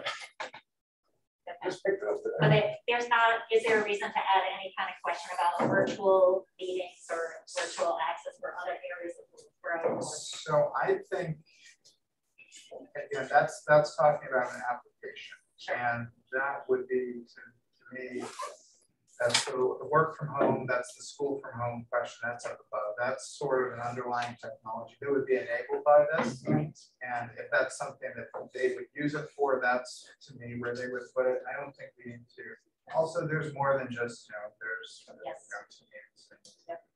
and Google, whatever. I like. The only other question I would say, again, going back to the other survey, is the cost. If you do have it, what do you pay now? And if you're, and you may want to put in there in parentheses, if your services are bundled. I mean, isn't there a range that we already know? Isn't there pretty much a definable market for price? Basic, it's when you bundle everything else, and like Bob was saying, how much like But like I said, if you've been signed up with Spectrum or you've been signed up with Consolidated for years and you've never changed, you are not doing yourself any favors with the rates, because you could be paying astronomically higher than what a new customer would get. So I think just it's good to get, more data doesn't hurt. If people are paying X amount, Maybe a range. Because I've seen also in some of the survey questions asking what would you pay. Right. I wouldn't do that. I would hesitate to go, would you? Right. Just because that sounds like you are trying to get some kind of. And it really, somebody who doesn't know what kind of service they would be paying for is really not going to know. Right. But for example, like Spectrum, most of the times that I see it, and probably Consolidated for their basic tiers, less than $50 a month. And more of your business, you might want to do ranges, 50 to 100 or over 100. And I think that might get us, rather than asking people exactly what they're paying. I feel like we pay $100 for each one of our fire, town office. Or could you go like to Spectrum and see what their pricing is for their basic, for their first tier, second tier, third? They keep pushing $44.95 a month to make their basic.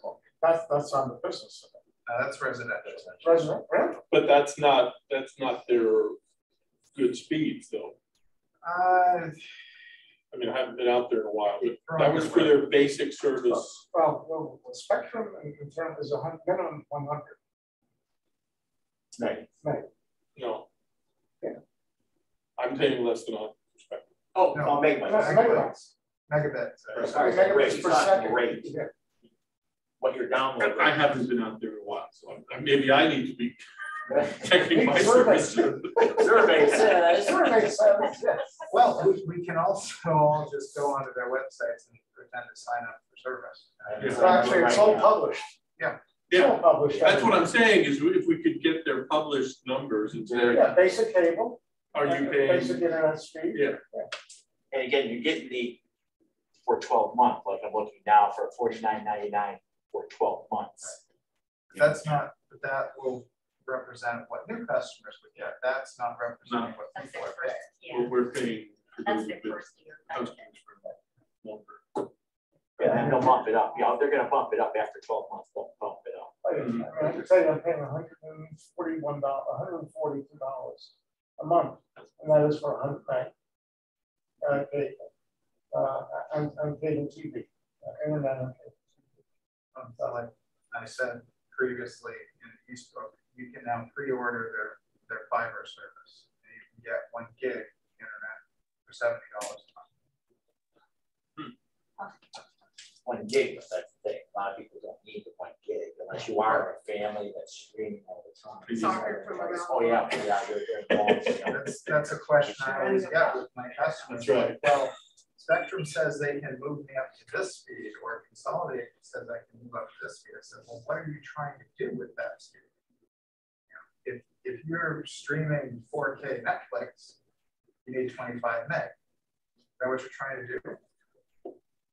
And I'm not saying people shouldn't get higher speed internet if it's available, but you know, it's always a cost question. Mm-hmm.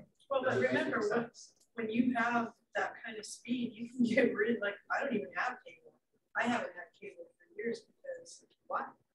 I don't care. I don't need it, so I don't need it.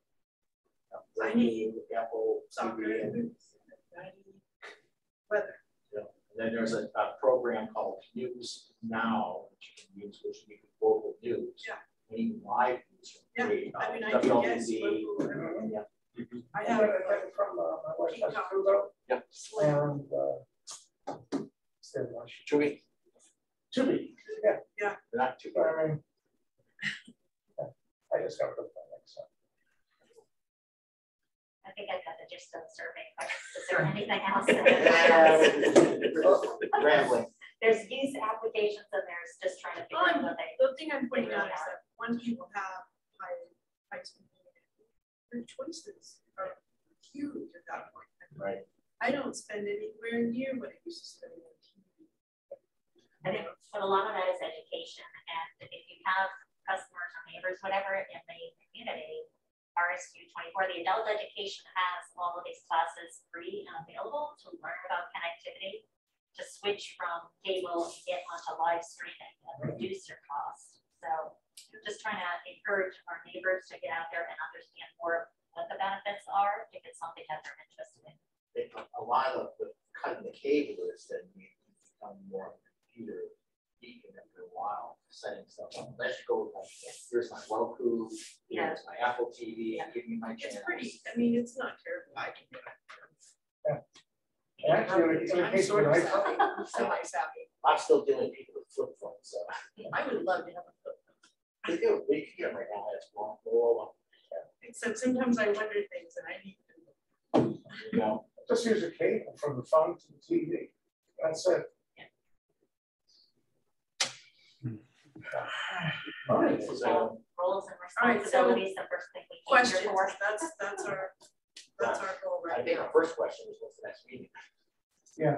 But we need to put together some questions Yeah. because unfortunately I don't have a lot of time to get it put on that survey. So Sandy, you collected them and Yes, then I you're going collected that. Bob, you will look them over and everybody will bless them and Roy will do the final and then send it. I need to have it done on Thursday.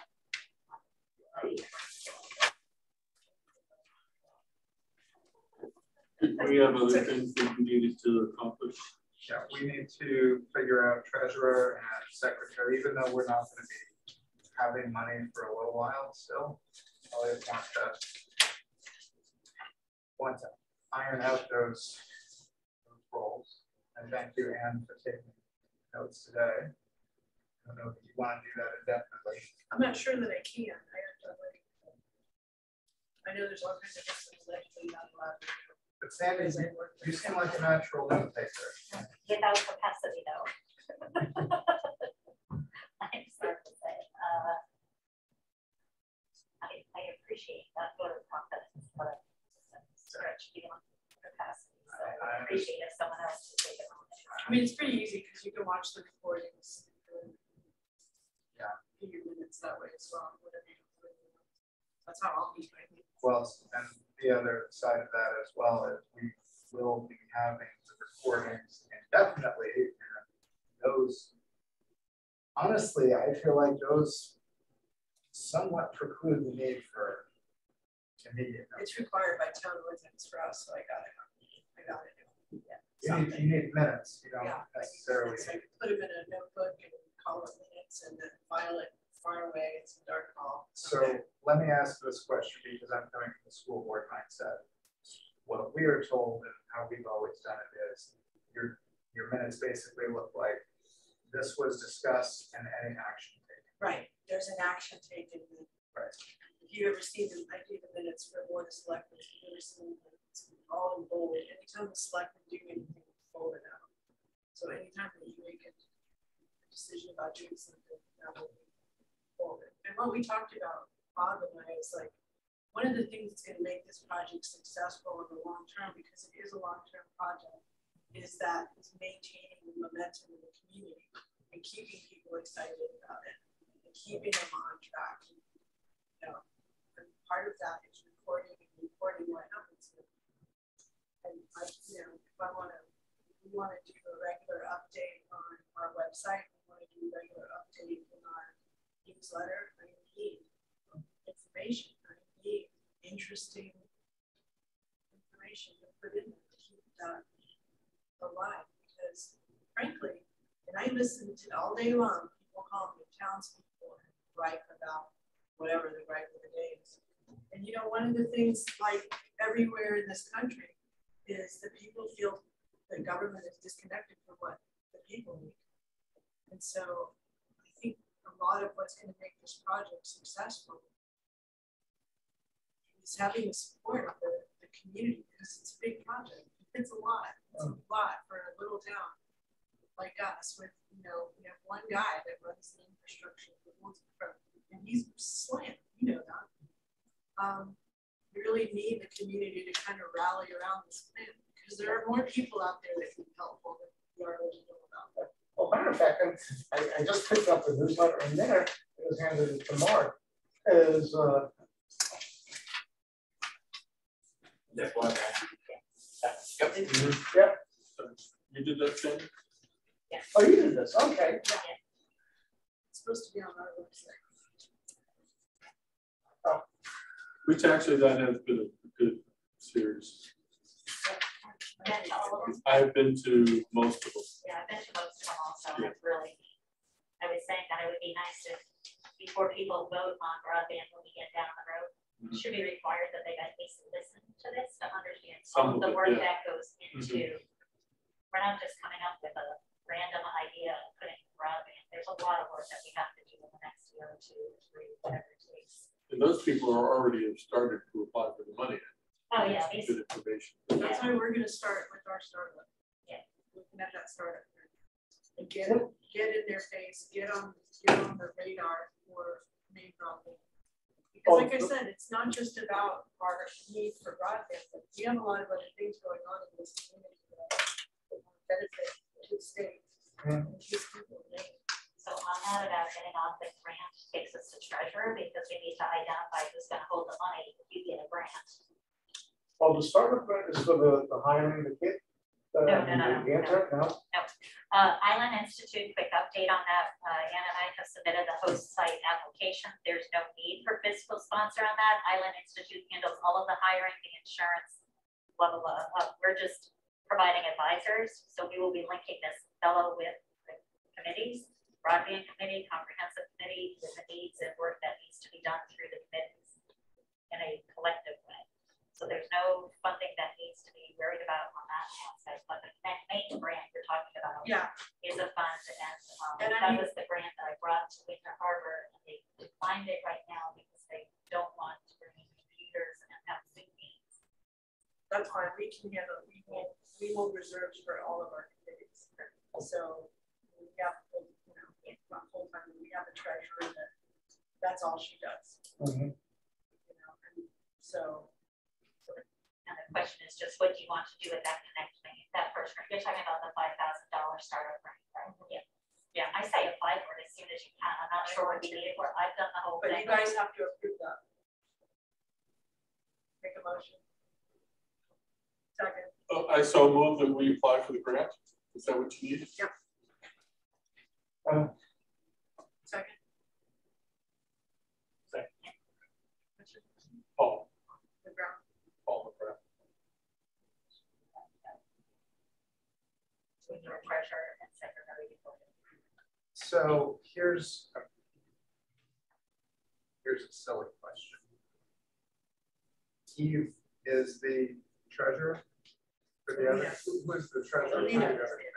Alita's the treasurer.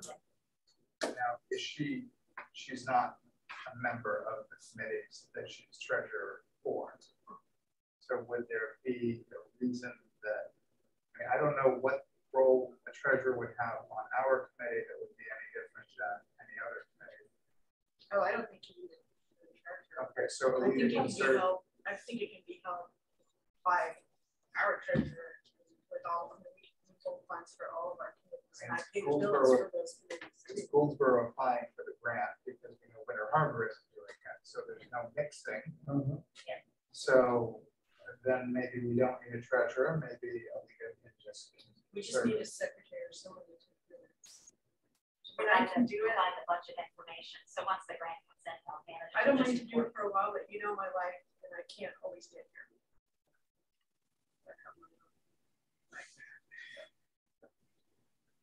And, of course, we lost, not that I would necessarily suggest Larry as a secretary, but we did lose Larry. He did resign. Tom is not here. I thought he said he might be. I mean, I think there's probably some guy, I mean, all day long I have people calling saying they want to be on the drop-in thing, but they're not there. So there's probably, it's worth calling folks and maybe with all the numbers and like that. So I'd say, you know, really, I feel like we just need a really strong group. It's going to take that. For secretary, like I said, with minutes, we're not looking for play-by-play discussion of who said what. We're just looking for a general. Oh, Peter Drinkwater. It's going to depend on when your meetings are. He's usually not available until after 5 o'clock. So, I mean, for like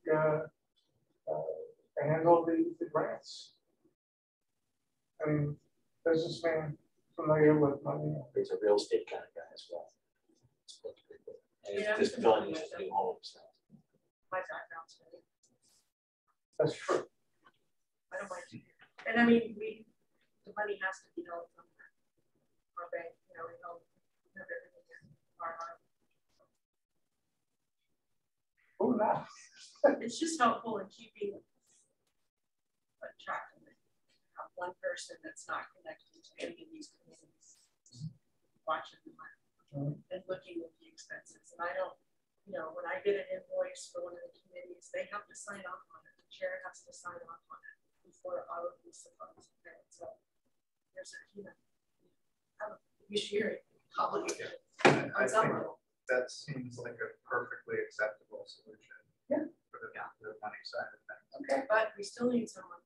Like I said, I'm happy to do minutes, but I need like a backup of someone that can do it for some reason. You have to do it.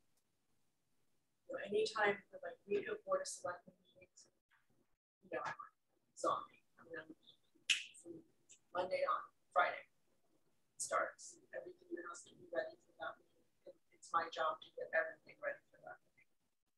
Can I get clarification? Are you thinking of keeping the meeting times this day and this time? That's where my conflict may be. So I have a full-time job for this as well. I mean, it's very much been sort of off the cuff so far. When we have the meetings, we can figure out a regular time if there is a regular time that works better for people. Do it that way.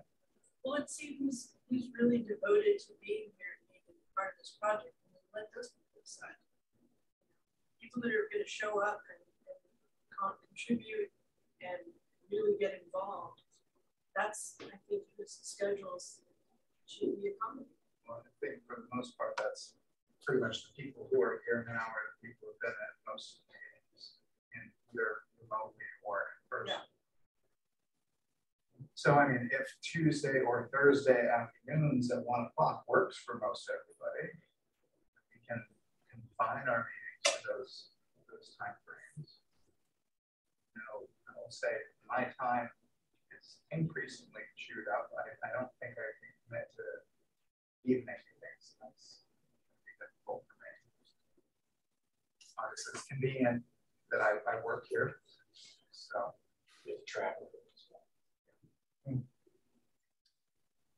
And I think also that we need to get together and town office this and stuff, especially in the summer. And whatever we are. And also this location was selected partially because we could be spread out and with COVID precautions. But, you know, depending on the feelings of the committee, that may not be something as time goes on that you feel as strong a need for. That follow along Governor Mills. If she makes an executive decision to say off the mask. Well, I mean, we have to have masks here because that's the National Park Service. Yes. But if we were operating outside of park lands and whatever the venue is, what their requirements are. Yeah. And we can use Jason's club too. Especially once there's good internet there. Yeah, exactly. And heat. Heat is the most expensive part of using the liquid. Yeah. But that being said, I'm gonna try and bring it in a little bit here. We have a motion and a second to approve using the town hold and maintain And apply. for the grants.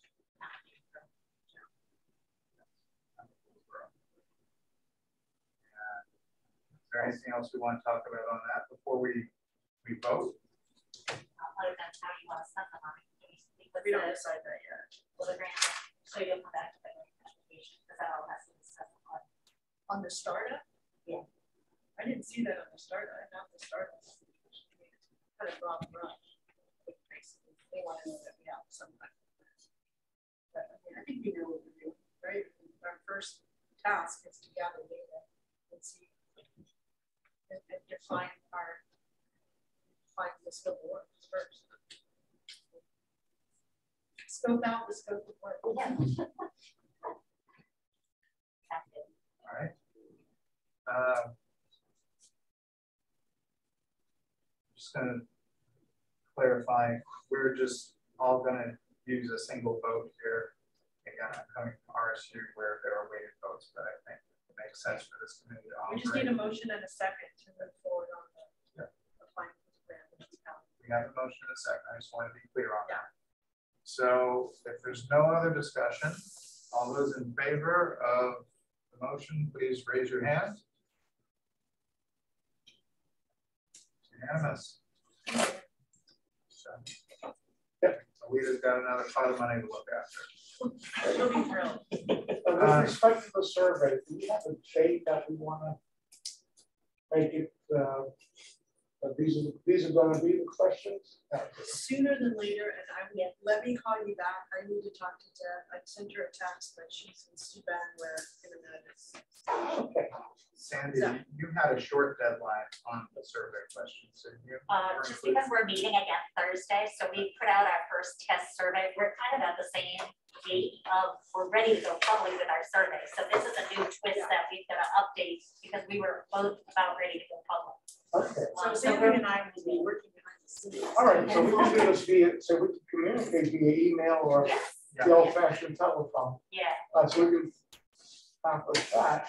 Okay. I'd say ideally, if we could have any updates or additional questions, you can probably email us what you've taken down. Yes. And we'll be able to look at that probably later tonight. And if there's any additional thoughts, send them directly to Anne, at least for Gouldsboro. And who should we send to for Winter Harbor? You? Yeah, you can send them right through to me. Okay. You want to just send them to the mailing list? That way everyone can contribute, you know, something occurs. Sure. Well, sure. But at least to the people who are responsible for hearing the questions. Right. Well, like Roy's the only one that's not here. Yeah. And clearly has a contribution. So I would like his input too. You know, Yeah, he's on the email. Okay. So he's gonna see There's all kinds of people on these, so. Just a question for you, Sandra. Yes. At the last Winter Harbor meeting, we scheduled something for Thursday at 5 o'clock. That's correct. Are we still doing that? And could we discuss those questions there and kind of finalize them? I'm happy to do I Just to either that or I'll take it off my calendar and not be there. What do you, Bob, do you want to Thursday at 5? quick check-in? Yeah, we can do that. I think it was right before your meeting. It was, yeah, because we didn't know if this was gonna be scheduled, so we had that as a placeholder. Yeah, and not to exclude anyone, but that was the meeting at 5 o'clock. Winter. So that'll be the deadline to, if anybody wants to check in at 5 o'clock at the Winter Harbor Town Office. Otherwise, if you're not gonna be present, just make sure that we have all updates by like 4 o'clock. Is that your comp? Thursday? Your comp? Committee, yeah. So I'd like to make sure that we have updated information to share with them Thursday and hopefully we can get that finalized so we know what our survey is. Does that make sense? Yeah. Responses by 4 o'clock Thursday or show up 5 o'clock if you're able to. I'm sorry, but it won't be virtual. Come at 6. We did not get approval to do virtual meetings. Well, I thought I had it in my calendar March 10th at 7 o'clock. No, it was 5 o'clock. That's far easier to check. Yeah. Stroke And Mark, you know that the showdown is between Liverpool and Man City this year. Are you on that? I want to know who to call. Oh, who's to jump on? So I would just throw out I a love it. suggestion that to the extent that it works with Can's schedule, if you're okay taking the minutes. Yeah, I will, believe me, I love to come and do this because it's great for me not be that is my life, but We have a fellow in September. And I would suggest for the time being, at least we consider Ann the treasurer, the secretary, and then if there's a meeting that doesn't work, we'll just have to have somebody else take notes. be my backup secretary, And we can figure that out as it comes along. the understudy. Does that make sense? We just gotta get to Sure, September. Yes. Then we'll dump that on the fellow, as long as they know how to do it. You know, young people don't know how to write anymore. So then for the purposes of that, I would nominate Ann as the secretary. Second. Any discussion? All those in favor? Aye. I have to abstain. Okay, so Roy.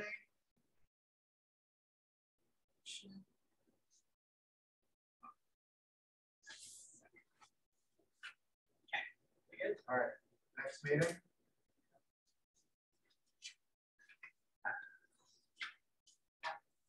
If you barely put it down Thursday at 5 o'clock, if anybody wants to just come up.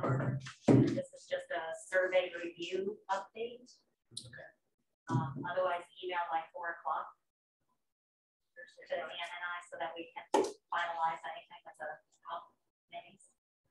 And I will send out an email this afternoon or in the mornings, depending on when Deb does gets back to me. And see how much time we can get for Phillipsburg. Because I think their next meeting is gotta be coming up. Are you on that board, Mark? Would it make sense for Roy or Bob to email the comp plan chairpersons directly and say our committee has come to this, or how would you like to communicate that to those committees so that they know that we're putting together some additional survey questions? Ours is pretty informal. I mean, that's my friend, so I'll follow it up. Sneak some questions. So you are on the comp plan? I am on the comp plan. I just don't know formality if it Right. needs to come from the committee chairs to the committee chairs. I don't think we need to get bogged down to be too formal. I think we can operate reasonably informally here. So if you're on the comp plan committee and has contact on the comp plan committee, I'd say let's just use the existing channels, the easiest channel. It doesn't have to funnel through the chairs, I don't believe. In the same way that Mike Summers, the main broadband connection. I think it makes sense to use what we already have. Yeah. And it occurs to me that it probably makes sense to figure out what we want to do at the next meeting before we set a meeting date, because that might determine when it makes sense to me. Let's find out what the comp plans, what that timetable looks like, and then I think then we can I'll put together an agenda. That's fine. If you guys want to come up with one, and we can hang out and talk.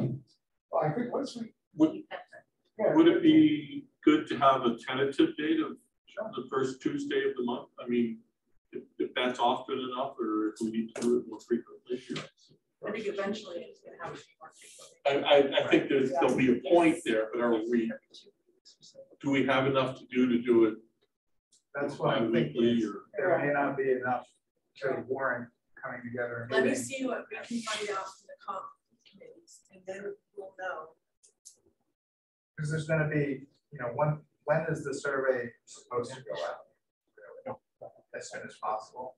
So As soon as it's approved for us, as soon as the survey is approved by the comp planning committee and then blessed by the board of selectmen, it'll be handed off to my office. And that's 3 to 4 weeks. So we're talking April or? So there'd be a month before there'd really be It could anything. be sooner. Like I said, I can't precisely answer that until I talk to Deb, but or Jones. But even so, once you do approve it, say it's 2 to 3 weeks before it gets approval, there really won't be anything to deal with until some data starts coming back in. Well, we still have to fight for the grant. We need to figure out how to get our hands on some of this survey data off the stuff, that mission broadband survey, whatever we can get out of that. I mean, like I said, I think we agree that we should collect data from multiple sources so that we can kind of amalgamate that data and see where the correlation is. Where do we see that? Where things are lining up for us, because that's the most important part of this big thing. So that's everything hinges on the what, the when, the where, how much. If you want to, we could set a tentative meeting 2 weeks out, like the 22nd, and then if we feel there's not enough reason to actually have it, we could cancel it.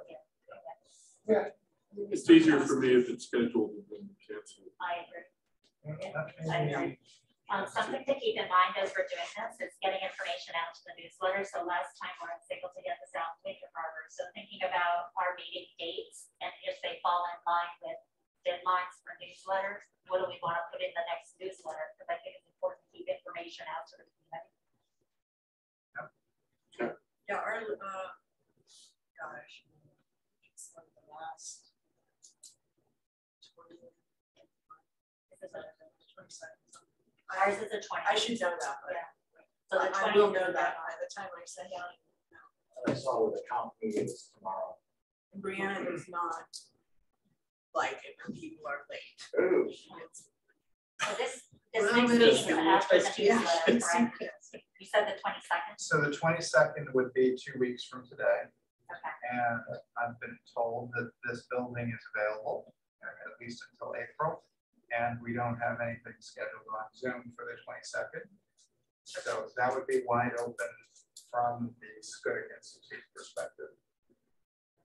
And if they don't, if ultimately they will let us use this, I'm sure we can use it. Yeah. It's not cold.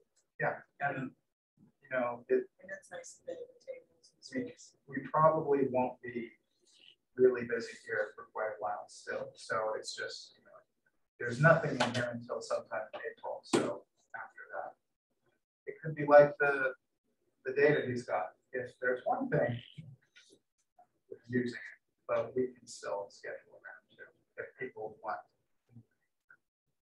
So we'll do the 22nd, 1 o'clock, the same time? 22nd at 1 o'clock sounds good. And I'll set up the Zoom meeting and email it out to people. And do we want to put something out in the newsletter since we're going to be after? On the committee? Yeah. So what sort of things, what tidbits would we say are? Announce the new committee? Here's where The elected persons? We can. Have a survey?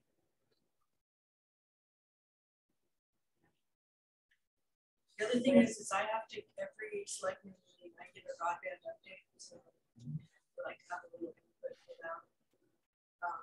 I've got the support of also the Elderly American that's really put stuff in for us to pump up our plan. there's a million ways to get to the people of these communities. Right. And that's one of them. People still read the paper, so. You guys have a Facebook page? We do, but it's currently not maintained. I probably make that happen again. It was quite an The episode. survey questions maybe on the Facebook page. Because then you know people have internet. I guess as far as going back to your request for information on the Winter Harbor newsletter, influence growth. Do we really have anything we need to tell them, or is there something that we want to keep in front of them? Well, maybe just tell them the survey's coming. That would come from the comp committee, though. They do need to take the survey. So speed test is going to be really important. I think that should be in probably every month till we get our numbers, right? Yeah. Speed test. Something that we could just I mean, do. we put it in our newsletter every month. It's on our website. Yeah. I'm surprised that, I told Squeeze Dana and the another rest of them, I said, you old guys, you're out there talking to everybody, make everyone take that survey. I just looked at it again, make sure. And it's Survey Monkey. Do you have access to those stats? I think we can get it. I mean, we're hard Just to see if it is, That's how why many we were people- asking that, the guy for mission. I only worked with John before, so this guy's new, but I'm sure we can get it, whatever it is. But it's limited to people that actually have it. Right, and like if you had access to see if people are clicking on that, I know I've done it where I've built different locations, different devices. Yeah. Areas. So I mean, as far as an update is concerned, I'd say it's official that the two towns are working together on the project. That might be something that's worth letting people know. And that, we're put in some questions that are going to be part of the comp plan survey. So, be on And the at some lookout for point, that. I think we should do little bios on some of the people so that they know that we're not just a bunch of yahoos. At least you guys know, you're not a yahoo, you're not, boys not a yahoo, you're not a yahoo. Just us yahoos every year. I'm more of a boomer But I mean, person than no, it's a confidence builder for people. Well, and we're It lets recruiting. them know that, like, Well, and I think maybe recruiting might be a good method We got to too. recruit a secretary. that's Yeah. how you recruit. That's how you recruit good people, is by having good people.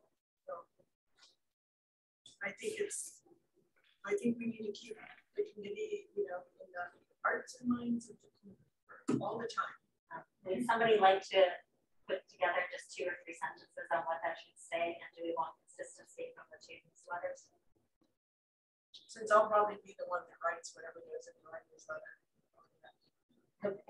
I think it would make sense if there's going to be a broadband committee update that goes out in each newsletter. It would make sense to be the same update. Unified. Yeah. Yes, I think that's really important. Do you have the calendar section in yours, like whatever it is? Yes. Yes. I think having just that got that schedule committee as a comp committee was tomorrow at 9 o'clock. Right. As well as previous archives. We could ask to get it, that's good. They know what to do. Yeah, I mean, she'll put anything that I tell her, I just need to have it. So, Okay, so it's you want monthly for us. Yeah. This will throw actually for that. So Winter Harbor printed these off for free and put them out because we're part of the municipality. They attach it in the newsletter that gets mailed out at no additional cost.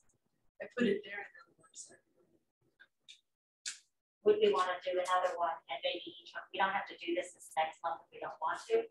But for example, Northern Light Health just did an assessment on broadband and why it's important for them and telehealth. This is a 2-page document that I don't remember the gentleman's name. Anyway, they pulled this off of their research and surveys that they've done for telehealth locally.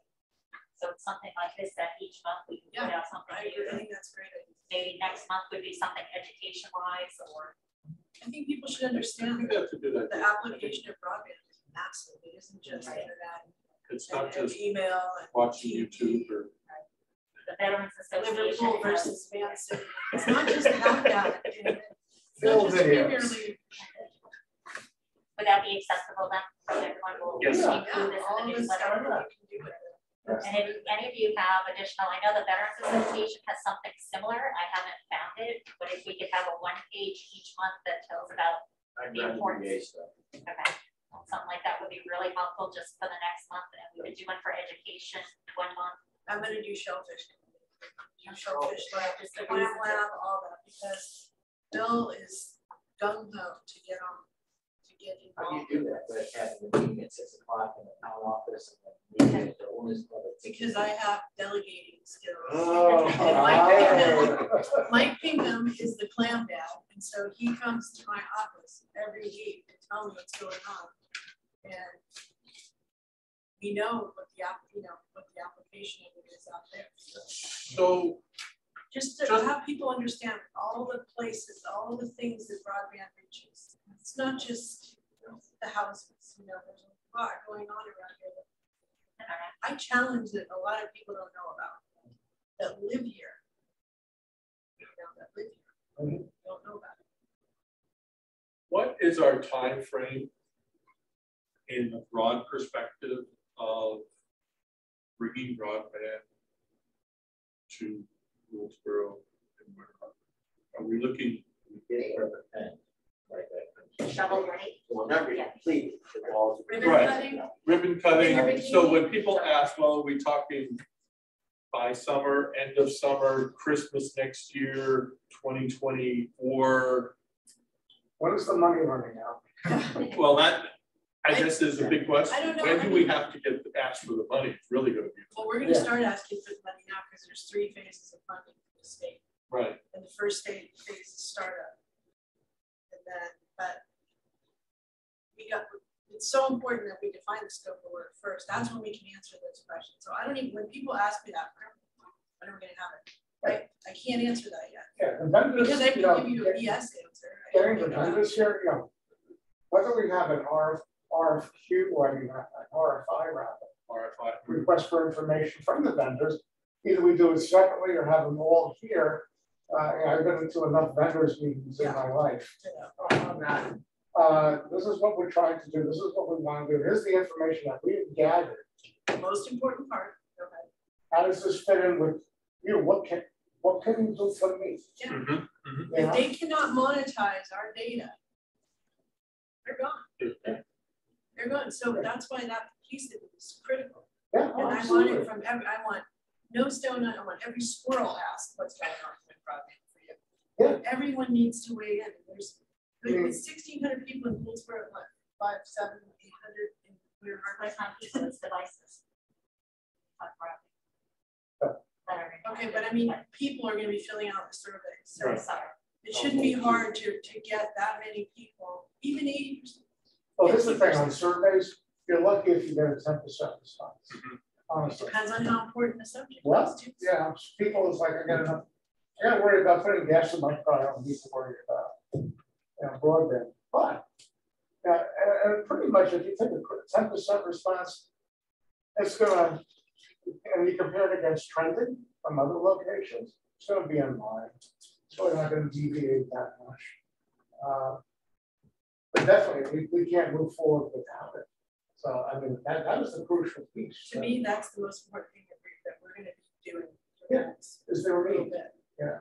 I think, and it may be to our benefit that this is part of the comp plan survey, because then it's not just broadband, because as we know, somebody if it's just a broadband survey, somebody who's already well served may not respond because they don't feel it's particularly important. But if it's part of a larger survey, then you'll get more data points for the already reasonably well served areas. I think it also sets a standard that the towns really care about this as the future infrastructure. Putting it into the comprehensive plan really sets the stage for that. Or at least the comp plan committee feels that. Yeah, but we've got the questions on it. No, we recognize this is the next infrastructure of the community. It's an economic development, it's telehealth, it's education. The property value, you guys, it comes down to that always. Everybody I know in the town is always looking at how much houses are for sale. That's ridiculous. you know, Right. Oh, yeah. because and broadband availability is huge. And I hear it from realtors all the time, I hear it from people that buy in houses, especially if they have children, you know, they gotta have it. A friend of mine, and she's got $1 billion property out in Marlboro, right on the water. Thinks he got the strength. She's using satellite because that's all she has, and she also has a business, and so voice over IP does not cut it because of latency. You know the main. You see, these are the people that are our champions. We must reach out to them. Okay.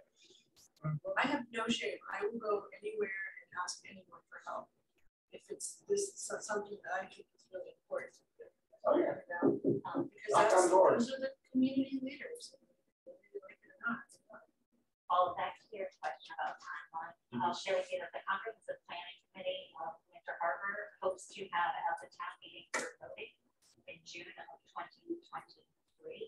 We have an aggressive schedule for the comprehensive planning. So if we follow in line with that, I would imagine that this may come to, I don't know if it would be shovel ready in June of 2023 or not. I think that would be an aggressive schedule for this committee.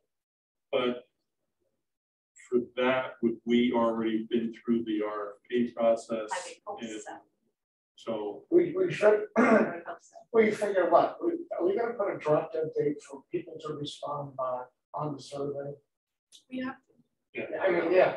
to move forward, On to the move forward company, into vendor, you know, soliciting vendors. We gotta have a bunch of stuff. So it's not our survey, it's the comp plan survey. Right. We have a short time. I want to say it's 3 weeks or 4 weeks. I mean, it's only going to be out for a But short we're a term. small town. I guarantee you that reviewing and compiling that data is going to get dropped on micros. I know it will. And me, which means me too, which is fine. So we get the data presumably once it's tabulated at the town office level. And then, I mean, we don't have to think of our work in terms of what the comp plan specifies except as far as it concerns broadband. Yeah. So then we can just take that data and run with I mean, it. we're piggybacking on this thing. The town, you know, the town is paying for this survey. The money that's allocated to that committee comes from the town. So and we're selectmen, and especially the town manager, is super hardcore about getting their money's worth. Everything for the town, you know, that's for the town. We need to use that for the town. That's for the people. So we take that data. I don't think there's any problem with that happening. It's overlap, and it saves money from, you know, doing our own survey. let me rephrase my question. What is the time frame to go to either an RFI or an RFP? Okay, we're still not there. Okay. So I'm just trying to get some idea. Yeah, it's like I said, it's gonna be, you're talking 2 to 3, when Larry and I were talking about it, he was thinking initially that we've done during the summertime. So I told him, this is really lucky if we have everything submitted for finances and some sort of semi-gel plan going in. And more importantly, contacting all these contractors and your there's number one answer right there is contractors. You know how hard it is to get anything done right now? get them to call back. Forget about getting something done to your house. It's 2 years out for most builders. I get part when you bring up summer and our numbers swell here.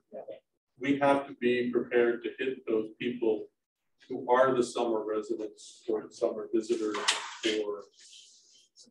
And if they see the newsletters and they see more information on that, and they're for the most part, they're coming here and they're gonna use the internet heavily. I know this. I've set up, I've done consulting for something. I mean, most of the stuff's booked out already. Yeah. You've got all these people that have like BDROs and Oh, yeah, and you know, for their marketing, if they're BBROs or whatever, you know, that they're going to want to say, yeah, we're out to get broadband. We need to get their support in here. Yep. Because frankly, the 500 people more or less, who are at Winter Harbor doing it versus the 2,000 when you are at their summer peak, right? So just to that point, the survey is going out to all mailing addresses, basically. I think it's going out to whatever Brianna uses for the newsletter is the same mailing list. Because if it's And I'm thinking it might be the same list for property tax, but local. That list maybe, I don't know, let me ask for it. Yeah, I'll have to get clarification on that. I don't So think go my back and list is forth too to registered voters. Or is it There's a lot of mailing people that use addresses? because if it's based on the property tax list of Trio, which would make sense, because it's not just people who live here; it's the person who owns the property here. And because if it's VRBO, it's not the people staying there; it's the people. Yeah, but it goes bulk, and bulk is. So what I was ultimately getting at is when those summer people are here, I'm not thinking of the people that are renting the camps and so forth. I'm thinking of the grindstone people, the money families. It might be worthwhile just targeting a later wave of a survey. It might be something that we would have to do as a committee. To the people who are the big money people who are here all summer. Summer survey. Yeah, that makes sense. The only reason I'd be interested in the visitors is more marketing for the long term. What other businesses can we bring into the community that we want? And yeah, for getting who already owns property here, yes, it's important. But to see the opportunities that having a broadband to the peninsula might help the peninsula do more of what we want to do, depending on what the comprehensive plan says. Well, maybe that's something we could reach out through the newsletters as well, and address those rental property owners directly and say something that you can do as well is, if you don't, whatever your internet situation is, engage with your people who are renting. And reach out to them, because we don't have a way to reach them directly unless we go to or going on rental properties, which is kind of creepy. Yeah. But they could, maybe ask the question. Would you rent for another week if you had high-speed internet? Right. Stay longer. Would you stay another, Okay, let's not forget you can charge more. Would you charge more? You can charge more. Yeah.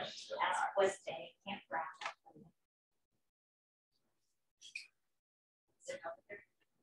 Oh yeah, he had fiber delivered directly because he's got multiple. He's a high tech. Smart. Yes, so smart. Yes, he needs to be on something. I mean, that's another thing. Like I said, we need to make this a high profile committee. We want to get everybody on this, at least coming, whether they join the committee and participate, at least if they come. That's good publicity. So I think the summary survey, maybe that could be the next agenda item, and also a business related, and we'll on the Chamber of Commerce. So we can send it out to the chamber, but that won't necessarily get you Airbnb because they're not necessarily registered. But there are enough, if we could come with a list, if we know people that are maintaining multiple homes or residences, that would be helpful to bring up. I'll find out where we're using, where we get our buildings and see if there's any issue with using property tax addresses. So like I said, with the bulk mailing, if you're just going to take it to the post office and say all mailing addresses within these zip codes, which is sort of how the RSU does it for most of its bulk mailing, then you just It's $250 a month to mail out the I would recommend that we wait till April, I think it is, or May. I know with Winter Harbor, the PO boxes, there's only like 50% of them being used right now. Once the summer folks get back, and we do the bulk mailing, we'll go right into their PO box. A lot of folks are not using those PO boxes until like I mean, we should put them, they should be everywhere. They should be at the stores. They should be Post office. post office, they should be everywhere. At the pump. Yeah. Oh, yes. It's open tomorrow? I was gonna say they're opening this week sometime. All right. I mean, I think that there's value in promoting this. Absolutely. You know, we talked about this for the first time we met about the importance of maintaining that momentum. Yeah, I think open communicating at this point is a good thing. Right, I have to go back to the Yep. Well, thank you, everybody. Thank you. Thank you. I'm sure you're tired of All right. Roy, you still there? You know. it. Roy, you're so quiet. When are you coming? Still here. When are you coming to Goldsboro? Be up there probably the beginning of May, Excellent. and then leaving because we're renting our house July and August, and then we're moving up in the fall permanently. So you're gonna start asking your renters about broadband. Well, I got a good situation, you know, got Spectrum's 100 meg, and I got the house all wired for wireless, so they're in a good shape.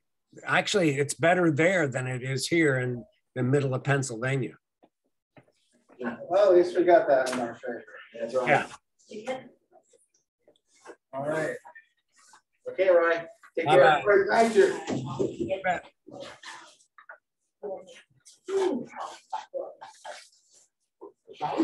Michelle, let's make sure that we're gonna send that out and actually get that recorded.